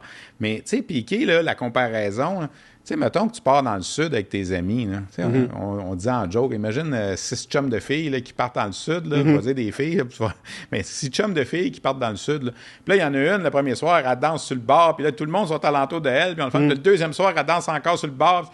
Le 4e soir, là, les 4-5 filles, elle commence à être épuisante. Ben, c'est un peu ça, Piqué. C'est qu'à tous les jours, Piqué était toujours... Tu sais, la musique, c'était sa musique dans le vestiaire, tu sais. Puis, tu sais, il dérangeait les autres autour. Puis, il dérangeait Pacioretty. Il y avait une rivalité avec lui. Puis ça n'a pas aidé non plus, tu sais. Mais, tu sais, comment il s'appelle? Al Gill, là, il essayait de le lasser, là. Puis c'est vrai que t'es plus capable à un certain moment. C'est too much, tu sais. Je veux dire, oui, c'est le fun de temps en temps, mais quand c'est tout le temps comme ça, c'est too much. Puis tu vis, tu sais, 190 jours par année, 200 jours par année là-dedans, tout le temps. Tu sais, à un certain moment, là, c'est comme, hey, vas-tu tasser, là? Puis l'autre chose aussi qui tapait ses nerfs, tu sais, sa ligne de vêtements, il arrivait avec sa propre casquette, il portait pas la casquette de l'équipe. Est-ce que c'est vraiment grave, ça? C'est pas si grave, mais dans un sport qui est, on va dire... conservateur? Oui, conservateur, c'est ça, j'allais dire conventionnel, c'est pas le bon mot, conservateur, tu sais, c'est comme... Ouais, mais pourquoi nous autres, on met tous tes chandails du Canadien, puis toi, tu es au-dessus de ça? T'es qui, toi, pour être au-dessus de ça? T'sais? OK, je sais, tu sais, je le connais pas personnellement, puis je pense pas que c'était... Moi, je veux faire ça parce que j'ai le droit de le faire. C'était plus comme, pourquoi j'aurais pas le droit de faire ça? Ouais, mais c'est plus ça. À un certain moment, dans une équipe, il faut que tu rentres dans le moule. C'est comme quand même à Montréal, Canadien, historique. C'est ça, la tradition. Peut-être que s'il était tombé à New York, ça aurait mieux passé. Tu sais, à l'époque, là, des Rangers, dans les années 80, Ron Duguay, là, qui était comme une gueule d'acteur de cinéma, à New York, ça marchait. Peut-être que dans un autre marché, ça n'aurait pas fonctionné. C'est pour ça que j'ai l'impression que c'est le contexte. C'est pour ça que je reviens au contexte. Tu sais, mettons... J'ai la forte impression que si Caulfield décidait de partir sa ligne de vêtements, ou même Suzuki, ou peu importe le joueur de la Ligue du Canadien, qui voudrait partir son propre brand, parce que c'est quelque chose qu'on voit maintenant un peu plus, tu sais, les athlètes se développent en tant que brand. Pas ça beaucoup, là. Non, exact. Ouais. Mais pour moi, j'ai l'impression que c'est une des raisons pourquoi, en Amérique du Nord, le hockey est pas le sport qui génère le plus de revenus. Ouais. Je pense qu'il y a encore ce côté trop traditionnel, trop conservateur. Je pense que les joueurs... Tu sais, les joueurs doivent un peu plus se brander. Je pense que les amateurs, maintenant, avec tout ce qui est les podcasts, avec les réseaux sociaux, on a accès aux joueurs. Peut-être que vous avez raison, puis que dans 15 ans, on va dire « Hey, Piqué était comme ça à Montréal dans le temps. Mais moi, je me souviens de l'image à un certain moment. Tu voyais les anciens joueurs, qu'est-ce qu'ils auraient fait avec Piqué, s'il avait été là dans le temps. Tu voyais, je pense que c'était Yvan Cournoyer, Guy Lafleur, il y en a un qui avec un coup de bâton sur la tête en voulant dire ta gueule. Puis ça n'enlève rien à son talent, puis ça n'enlève rien à tout ce qu'il a fait. Là, puis c'est un gars charismatique au possible. Là, je veux dire, il y avait... Mais ce soir-là, à la radio, quand... Je me rappelle, il était 3h30 de l'après-midi, puis là, je me disais, OK, on parle de quoi ce soir? Puis je cherchais des sujets un peu, puis à 4h moins quart, la transaction sonne. Correct, on a notre sujet. Je veux dire, on a fermé les livres, puis on prenait des appels, puis tu sais... Tu sentais aussi, puis je pense que la communauté noire, on va se dire, le mal pris. Là, beaucoup. Tu sais, je veux dire, juste par... La façon qu'on le réagit, oui. Hey, on parle avec Robert. Salut Robert, comment ça va? Puis là, je sentais que c'était un Haïtien ou quelque chose comme ça. Je savais que ça s'en allait dans quelle direction, tu sais, je veux dire. Mais c'était quand même chez Weber qu'on allait chercher. On n'allait pas chercher un good pick non plus. Non, c'est sûr. Mais tu vois, moi, si, mettons... On reste dans le hockey. On reste dans le hockey vibe, là. Moi, je pense que c'est... Peut-être que je vais aller trop loin, mais... Profitons-en. Est-ce que t'es Non, c'est correct. Ouais, chill. OK, parfait. Moi, je pense que c'est un des pires trades ever du Canadien de Montréal. Weber-Subban? Weber-Subban. Je vais t'expliquer pourquoi. Okay, parce que... que ça. Non, mais moi, je pense que c'est vraiment un des pires trades. Pourquoi? Parce que On a échangé quelqu'un qui arrivait à son prime pour quelqu'un qui finissait son prime, one-on-one. Un 1-1, je me dis que t'as pas amélioré l'équipe. C'est un problème de vestiaire. Est-ce qu'il faut que tu arranges le vestiaire? Oui. Puis pour moi, aucun joueur ne mérite pas d'être échangé. Je suis pas dans ce vibe-là du tout. Échanger Subban, c'est pas un problème. Pour moi, c'est échanger Subban pour Weber. One-on-one, où ton équipe est pas améliorée. Au final, qu'est-ce que l'histoire nous a montré? L'histoire nous a démontré que finalement, personne n'a perdu ou gagné le trade. Les deux sont allés chacun à une finale de la Coupe Stanley. Exactement, tu sais. Sauf que juste en termes, tu sais, quand tu fais Puis tu regardes, on disait la carrière de Subban va durer beaucoup plus longtemps. Puis dans le fond, elle a fini pas mal en même temps. Exact. Mais tu sais, moi, c'est juste que le Canadien ne s'est pas amélioré. Puis ensuite, je me dis, ce problème-là qu'on parle, tu sais, il faisait beaucoup de bruit, etc. Est-ce que c'est un problème qui est impossible à gérer à l'interne? Tu sais, des fois, là, je me dis, avec le bon set de vétérans ou, tu sais, la bonne personne pour, pas contrôler, parce que c'est pas un chien, tu sais, personne n'a besoin d'être contrôlé, mais pour l'encadrer. Peu importe, tu sais, il y a plein d'équipes dans la NFL, dans la NBA. Je pense qu'ils ont essayé. Sérieux, John, là, je pense qu'ils ont essayé. Moi, j'ai pas de je pense qu'ils ont essayé, puis qu'à la fin, ils étaient plus capables. Je pense que c'est ça qui est arrivé. Puis c'est plate de dire ça comme ça parce que tu donnes l'impression que c'était vraiment un cancer. Puis je pense pas que c'était un cancer dans l'équipe, mais c'était comme... C'est comme s'il y avait son agenda à lui. Tu sais, c'est comme s'il était pas dans le moule. Puis ça, ben... Tu sais, à un certain moment, là, pourquoi est-ce que tout le monde, il faut qu'on fasse ça, mais lui, il n'est pas obligé? Ben, nous autres aussi, d'abord, on va faire ça, nous autres. Tu sais, puis ça allait au niveau de la longueur des présences sur la glace, ça allait au niveau de à quelle heure tu arrives, à quelle heure tu pars, puis tu sais, je veux dire, c'est tout ça. Le hockey, c'est conservateur, puis peut-être que si effectivement, il y avait eu dans le vestiaire du Canadien un Marc Messier, mettons, à son prime, là, tu sais, qui aurait pu, tu sais, mais tu sais, Al Gill a essayé beaucoup, tu sais, puis Al Gill, c'était pas une vedette de l'équipe, mais il y avait quand même une prestance de par son 100%. Physique, puis de par... C'est ça, tu sais, je veux dire, puis peut-être qu'on n'avait pas un bon capitaine, peut-être que Pacioretty, c'était pas le bon capitaine pour l'asseoir non plus, puis il y avait une rivalité entre les deux, tu sais, puis tout ça. Alors, tu sais, je sais pas si vous avez lu le livre de Pierre Gervais, tu sais, mais on a beaucoup parlé des révélations, tout ça, mais il parle de Subban là-dedans, tu sais, je veux dire, puis il dit là, comment est-ce que c'était pas évident, là, tu sais, comment est-ce que c'était... tu sais, c'est ça, je pense, qu'à un certain moment, usait. On va employer le mot « usait » les autres, là, tu sais, puis... Mais je dirais jamais que Piquet Subban, c'était pas un bon joueur. Non, en termes d'athlète, avec Équipe Canada Junior, tu sais, je veux dire, il a gagné la médaille d'or avec la remontée du Canada à Ottawa en demi-finale avec Jordan Eberle, il était sur la glace, puis tout ça, tu sais, je veux dire. Puis c'était un gars, tu sais, je veux dire, c'est le genre de gars, moi, j'ai pas fait 200 entrevues avec, tu sais, mais il se rappelait toujours de moi parce que j'allais le voir jouer à Belleville quand il était dans les rangs juniors, puis tout ça, tu sais. Alors, ça, j'aime ça, ce genre de joueur-là, tu sais, qui a une certaine reconnaissance de... Tu sais, il n'y a rien de pire qu'un gars que tu as couvert quand il jouait Midget 3A, puis qui est rendu dans la Ligue nationale, il te regarde de haut, puis il te parle plus, tu sais. Je veux dire, hey, j'étais là pour parler de toi, moi, quand personne te connaissait, là, tu sais. Je veux dire, fait que ça, je trouve ça important, tu sais, la reconnaissance. Puis tu fais pas cette job-là pour ça. Mais tu sais, Daniel Brière, il a toujours été reconnaissant des reportages que je faisais avec lui quand il était kid, puis tout ça, tu sais, je veux dire, puis je sais que ce gars-là, Yannick Perrault, dans le temps, c'en était un qui était comme ça, mais il y en a d'autres, je nommerai pas de nom, mais tu sais, comme, ah ouais, on fait ça, là, tu sais, là, c'est comme, let's go, là, je suis pressé, tu sais, hey, calme-toi, là, tu sais, je veux dire, c'est comme, c'est pas, tu sais, il y en a une fois qui nous avait dit, j'avais été à un match de la Ligue nationale pour couvrir un autre jeune junior, OK, donc un gars qui arrivait, là, qui jouait son premier match, mais il y avait un vétéran québécois qui était là, puis il nous voit arriver, ouais, il y a du floater ici ce matin, tu sais.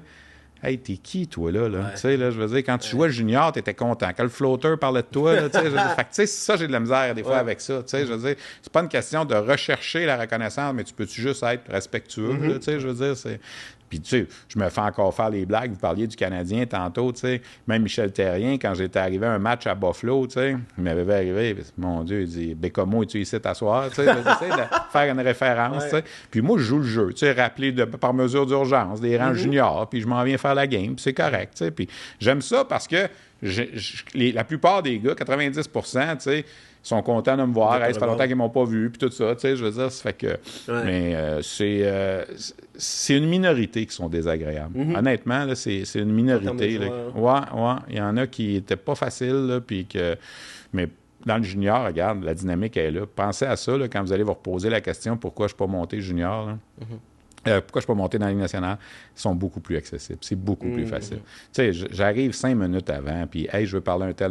Pas de trouble, Steph, je t'ai sors. » Tu sais, je veux dire, ça arrive. Tu sais, puis, fait que, tu sais, il y a des places que c'est un petit peu plus compliqué. Tu sais, à Québec, c'est un peu plus compliqué parce que c'est Patrick, puis tout ça. Tu sais, puis là, il faut passer par Nicole. Tu sais, mais ça fonctionne tout le temps quand même. Tu sais, je veux dire, c'est juste que, tu sais, moi, en tout cas, j'adore ce que je fais. Puis, je veux dire, le championnat du monde junior, c'est ma Coupe Stanley à chaque année dans le temps des fêtes. Puis, je veux dire, tu sais, je suis associé à ça. Tu sais, je veux dire, peu importe là, si j'en ferai plus jamais, j'ai hâte de voir s'il y a un autre journaliste québécois un jour qui va pouvoir dire j'en ai fait 25. Là, tu sais, je veux dire, c'est pas. Mais c'est qui la relève, justement? Mon gars. Ouais. Tu dirais, puis on peut en parler en plus. Ça s'en venait, je voulais que tu l'amènes par toi-même. Mon fils, honnêtement, ben, il fait une bonne job. Et, puis il a grandi. Il a grandi. Non, mais il a grandi là-dedans. Tu sais, il est tombé là-dedans. Tu sais, les fils de joueurs de hockey sont souvent joueurs de hockey. Et les fils de dentistes sont souvent dentistes. Ben, tu sais, mon Jasmin, il fait son chemin. Moi, je lui ai toujours dit, tu sais, là, t'as la porte d'entrée, mais assure-toi que les gens ne disent pas, ah, c'est bien, t'es là parce que ton père fait ça. Tu sais, je veux dire. Puis, honnêtement, il est beaucoup plus polyvalent que moi. Il fait la NFL, il fait du baseball, il a même fait du soccer. Là, il a commencé à faire du soccer, il fait du hockey. Il me remplace quand j'ai besoin d'un remplacement sur la description au Rocket. Tu sais, peut-être qu'éventuellement, contrairement à moi, il est dans la bracket d'âge que peut-être un jour, qui sait, peut-être la relève à Pierre-Houd, on ne sait pas, tu sais, je veux dire, parce que moi, je me suis rendu trop vieux, tu sais, je veux dire, Pierre, il va faire ça tant qu'il va pouvoir, je le connais, c'est un workaholic, tu sais, puis c'est le meilleur, tu sais. Mais, tu sais, Pierre, il a 65 ans, tu sais, il va-tu faire ça encore 10 ans, tu sais? Bon, mais dans 10 ans, moi, je vais en avoir 65, là, tu sais, fait que Jasmin, il va en avoir 35, tu sais, fait que peut-être que lui, il va pouvoir être plus dans la position, tu sais, s'il se développe bien, puis tout ça, tu sais, alors, mais il y en a des bons jeunes là, qui s'en viennent, tu sais, c'est juste qu'aujourd'hui, les jeunes ont plus d'opportunités que nous, on avait. Tu sais, ce qu'on fait là en ce moment, on n'aurait pas fait ça il y a 15 ans, 20 ans. Ça n'existait pas vraiment. Ben non, c'est ça. Radio, là. Moi, là, quand j'étais à Jonquière, j'étudiais, là, j'ai commencé avec le Midget 3A. Je suivais l'équipe, ça s'appelait les Cascades dans le temps. Aujourd'hui, c'est les élites de Jonquière, le Midget 3A. Mais moi, j'allais sur la route avec eux. Mais moi, je faisais les reportages au téléphone pendant les entractes. C'était juste un reportage et j'appelais à la station de radio à Jonquière. Ah, je suis présentement à l'Arena de Magog. Après 20 minutes, les Cascades mènent 2-1. Un tel a marqué. Les tirs au but, c'est ça. Je vous reparle après la deuxième. Formais la ligne, j'allais voir la game, je rappelais. Puis je faisais ça dans le lobby de l'Arena, tu sais, je veux dire, là, parce qu'on n'avait pas de cellulaire, tu sais. Il y a des endroits que c'était dans le pro shop de l'Arena. Il y a des endroits que c'était dans le bureau du... tu sais, parce qu'il y a des téléphones publics. Puis là, des fois, tu arrivais entre la 1 et la 2, il y avait un téléphone. Puis là, il y avait quelqu'un qui était dessus. Là. Moi, j'avais mon 25 cents, j'attendais, tu sais, pour... Puis là, c'était quasiment, mais monsieur, j'aurais besoin de la ligne. Il faut que j'appelle mon reportage. Aujourd'hui, on fait ça avec le cellulaire. Mais moi, Jasmin est arrivé à Jonquière 26 ans après moi. Il a travaillé aussi pour l'équipe Midget 3. Mais lui, la différence, il décrivait le match en direct sur le web. Moi, j'avais pas de web dans ce temps-là. Là, ça n'existait pas. T'sais. Alors, tu sais, l'opportunité est là. Fait qu'il a commencé à faire son expérience. Anecdote, vous en voulez une? La première fois qu'il fait un match de hockey midget, sa première année à Jonquière, il est étudiant, puis là, il m'appelle, puis il dit « Ah, j'étais un peu stressé, là, tu sais, j'écoute Jasmin, là, il va y avoir 25 personnes qui vont écouter, là, tu sais, les parents, puis tout ça, tu sais, calme-toi, là, tu sais. » Fait que là, je m'installe devant mon ordinateur un samedi après-midi à 2 heures de l'après-midi, puis j'allume mon ordinateur, puis c'est le début de la saison, c'est le premier match de la saison midget 3A 2013-14, quelque chose comme ça. Fait que je m'installe.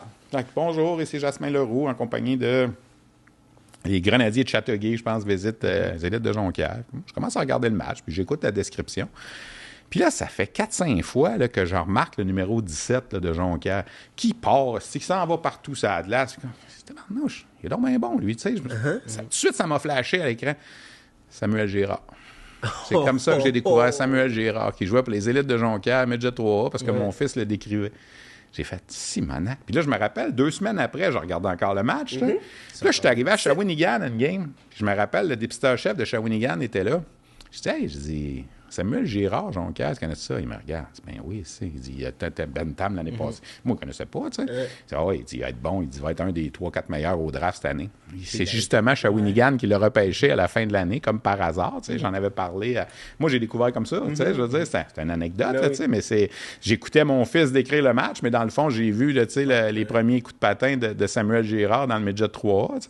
Alors, tu sais, Jasmin a eu cette chance-là de faire des affaires sur le web, de faire des reportages parce qu'il y a plus de possibilités pour les jeunes aujourd'hui. Moi, écoute, j'avais la radio communautaire là, qu'on pouvait aller faire un petit peu de radio, mais c'était pas mal tout. Là, je veux dire, c'était limité.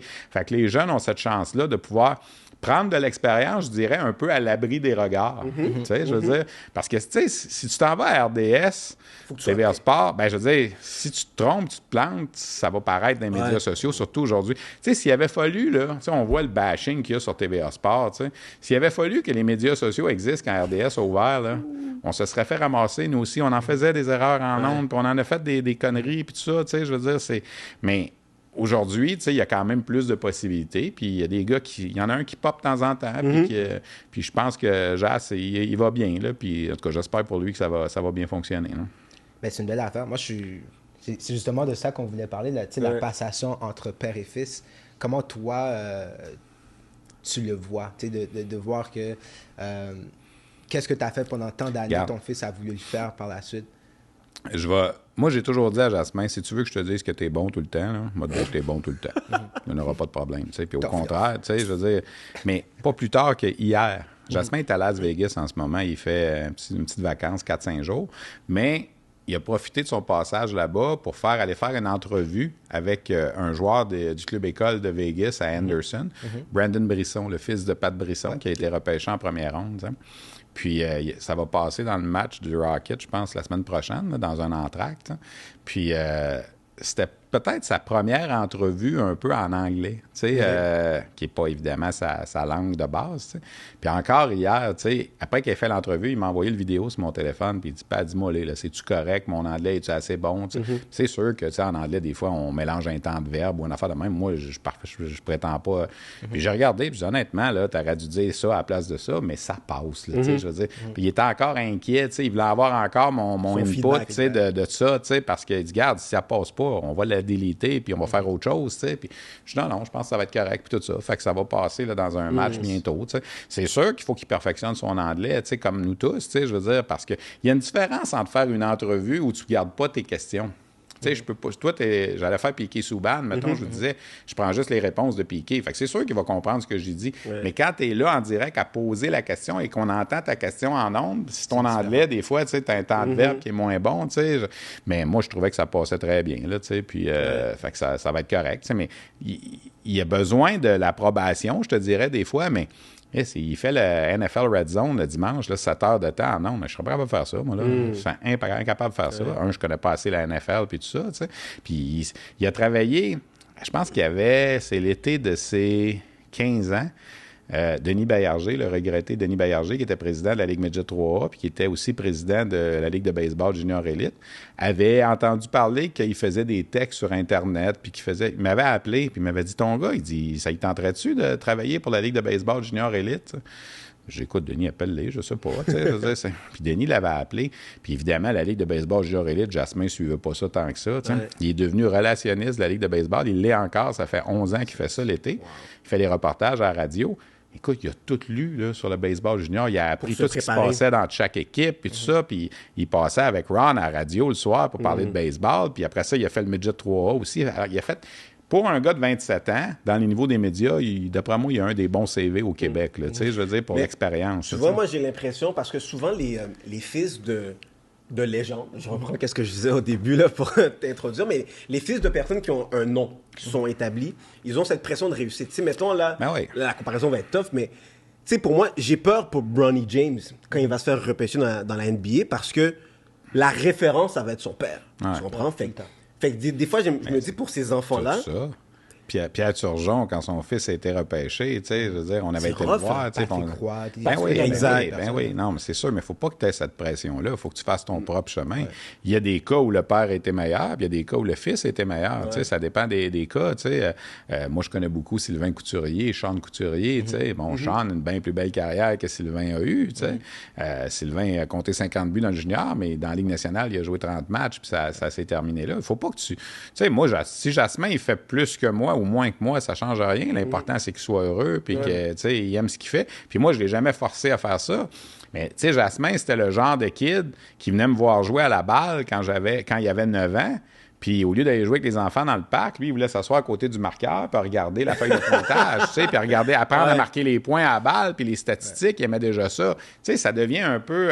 c'est de l'hérédité, là, tu sais, je veux dire, moi, j'étais comme ça, là, quand j'avais 10 ans, j'étais assis avec mon calepin, puis je regardais la TV, puis je prenais des notes, tu sais, je veux dire, j'ai pas demandé de faire ça, moi, là puis il faisait sans même que j'en parle, tu sais, fait que c'est fort, des fois. Tu vois, ma fille, elle est pas là-dedans du tout, dans le monde de la publicité, tu sais, puis je veux dire, c'est différent, tu sais, mais Jasmin, le championnat du monde de hockey junior, il est capable d'en parler au moins autant que moi.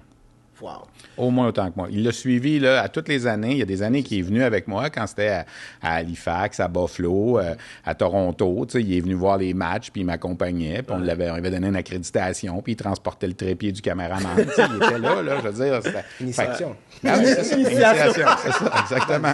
Chacun son initiation. Exact. Ouais. Écoute, je veux le terminer. Moi, Nicolas et moi, je dis tout le temps, mais pour moi, je pense que c'est une fierté. On travaille dans le monde de l'éducation. Fait qu'il y a beaucoup de jeunes qui nous regardent, qui nous parlent. Puis, il y en a que, le monde des médias, la communication, ça les intéresse, c'est sûr. Sauf que c'est un milieu qui est tough. Puis, la dernière entrevue de Pierre-Carl Pelado à Paul Arcand a amplifié l'anxiété des jeunes à entrer dans ce milieu-là des médias, right? Fait que j'aurais aimé avoir ton input comme dernière question. Est-ce que c'est encore un milieu que tu encouragerais des jeunes à aller? Puis si oui, c'est, mettons, les embûches qui devraient se préparer puis qui pourraient être stratégiques pour comme... je pense qu'il va toujours avoir de la place pour ça.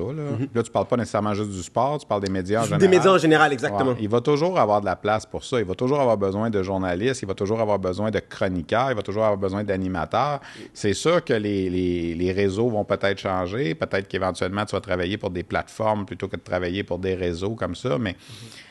Si tu es passionné par ça, il ne faut pas que ça soit une corvée. Tu sais, l'exemple du sport, quand je fais des conférences avec les jeunes, c'est ça que je dis. Moi, j'avais des collègues au début, quand RDS a ouvert, que lire la section des sports du Journal de Montréal, qui était la référence dans le temps, parce qu'il n'y avait pas de site web, puis tout ça, je sais que j'ai l'air archaïque quand je dis ça, là, mais...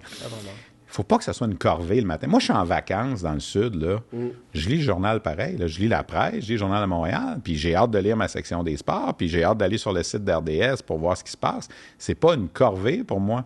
C'est pas une corvée. Tu sais, les vacances d'été puis les vacances en hiver, c'est différent, mais je me souviens une fois, j'étais avec une ancienne copine, tu sais, qui comprenait pas pourquoi, pendant mes vacances de février, le matin, j'allais quand même lire les résumés de matchs de hockey. Bien, de un, je dis, il faut que je le lise parce que quand je vais revenir lundi prochain, il faut que je sache ce qui s'est passé. Mais de deux, j'ai hâte de savoir ce qui s'est passé. Tu sais, là, on va vous en sortir une vieille. En 1991, mon premier voyage dans le Sud, c'était à Acapulco dans le temps. Tu sais, c'était ça qui était la mode. Aujourd'hui, on ne va plus là.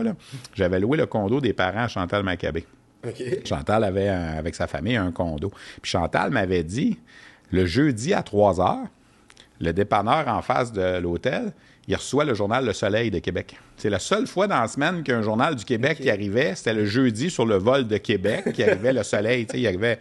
Écoute, le jeudi à 3h moins quart, là, moi, j'étais en avant du dépanneur, puis j'attendais que le journal arrive, parce que j'étais à Acapulco depuis le samedi. Écoutez bien ça, là. Je ne savais pas si le Canadien avait gagné samedi soir, le mardi soir, puis le mercredi soir. Je ne savais pas qui avait été retranché au camp des Expos, parce qu'il n'y avait pas d'Internet, là. Ouais. Fait que là, ça faisait 4 jours, il y avait 3 matchs du Canadien que je ne savais pas le score, là. Là, le jeudi à 3h moins quart, il était temps que mon journal arrive, tu sais. Parce que pour moi, j'avais beau être en vacances, là, j'avais hâte de ça. Alors, pour répondre à ta question, il ne faut pas que ce soit une corvée de suivre l'actualité. Il ne faut pas que ce soit une corvée de suivre le sport. Si tu es un passionné, puis ouvre tes horizons. Parce que c'est pas dit que tu vas faire exactement ce que tu penses. Je veux dire, moi, aujourd'hui, je couvre le hockey junior, là, mais quand j'étais à Jonquière, je ne savais pas ce que je ferais. Je savais que je voulais travailler dans le sport, mais j'aurais pu faire n'importe quoi d'autre. Là, j'aurais pu faire un gars de baseball, j'aurais pu faire... Alors, il faut que tu t'ouvres tes horizons. Il faut que tu y crois. Il ne faut pas que ce soit une corvée, il faut que ce soit une passion. Dans n'importe quoi. Si tu crois ça, ben oui, vas-y. Là. Puis l'école de Jonquière, vous enseignez quoi au secondaire? J'enseigne l'art dramatique au secondaire, exact. C'est ça, ben, tu sais... ATM à Jonquière, c'est encore la référence, je pense, au Québec. Tu regardes les gens qui travaillent dans les médias, la plupart là, ont passé par là. C'est un deck collégial incroyable. C'est une région super le fun. Puis, tu sais, aujourd'hui, c'est tellement plus accessible qu'avant. Moi, je suis allé à Jonquière de 87 à 90. j'avais le droit, mais mes parents n'avaient pas beaucoup d'argent, puis tout ça, on vivait correct, mais ma mère me disait, ben, à moins d'urgence, t'appelles une fois par semaine, elle ferait virer le jeudi soir à 7 h. Après 18 h, ça coûtait moins cher. Dans le temps, vous n'avez pas connu ça, là, mais bon, le jeudi à 7 h, j'allais au téléphone. Ici, là, je comprends pas, là. Jeudi à 7 h, j'allais téléphoner mes parents, puis je donnais des nouvelles, puis tout ça. Mes enfants sont allés les deux étudier à Jonquière, 26 ans plus tard. On se faisait des FaceTime à tous les jours, si on voulait, je veux dire, c'est beaucoup plus accessible, alors les gens qui y croient, là, si tu y crois dans ta tête, dans ton cœur, que c'est ça que tu veux faire, là, ben go, vas-y, je veux dire, puis de toute façon, si jamais, pour X raison, après ta formation, exemple, à Jonquière, ça ne fonctionne pas, bien, ce deck-là va t'ouvrir plein d'autres possibilités, là, je veux dire, en com, là, je veux dire, on cherche, tu peux devenir un relationniste, tu peux devenir, quelqu'un qui travaille au niveau du marketing, de la mise en marché, de l'organisation d'événements, Alors, oui, j'y crois encore. Peut-être que les débouchés vont être plus difficiles. Je fais partie des chanceux là, qui ont commencé à Montréal, là, qui n'ont jamais travaillé en région. Moi, je me rappelle, quand j'étudiais à Jonquière, ils nous disaient tous, les profs, vous ne commencerez pas à Montréal, à la presse, pour le Journal de Montréal. Là, vous ne commencerez pas à Québec. Là. Vous allez aller travailler une couple d'années à Val-d'Or, puis à Rimouski, puis tout ça.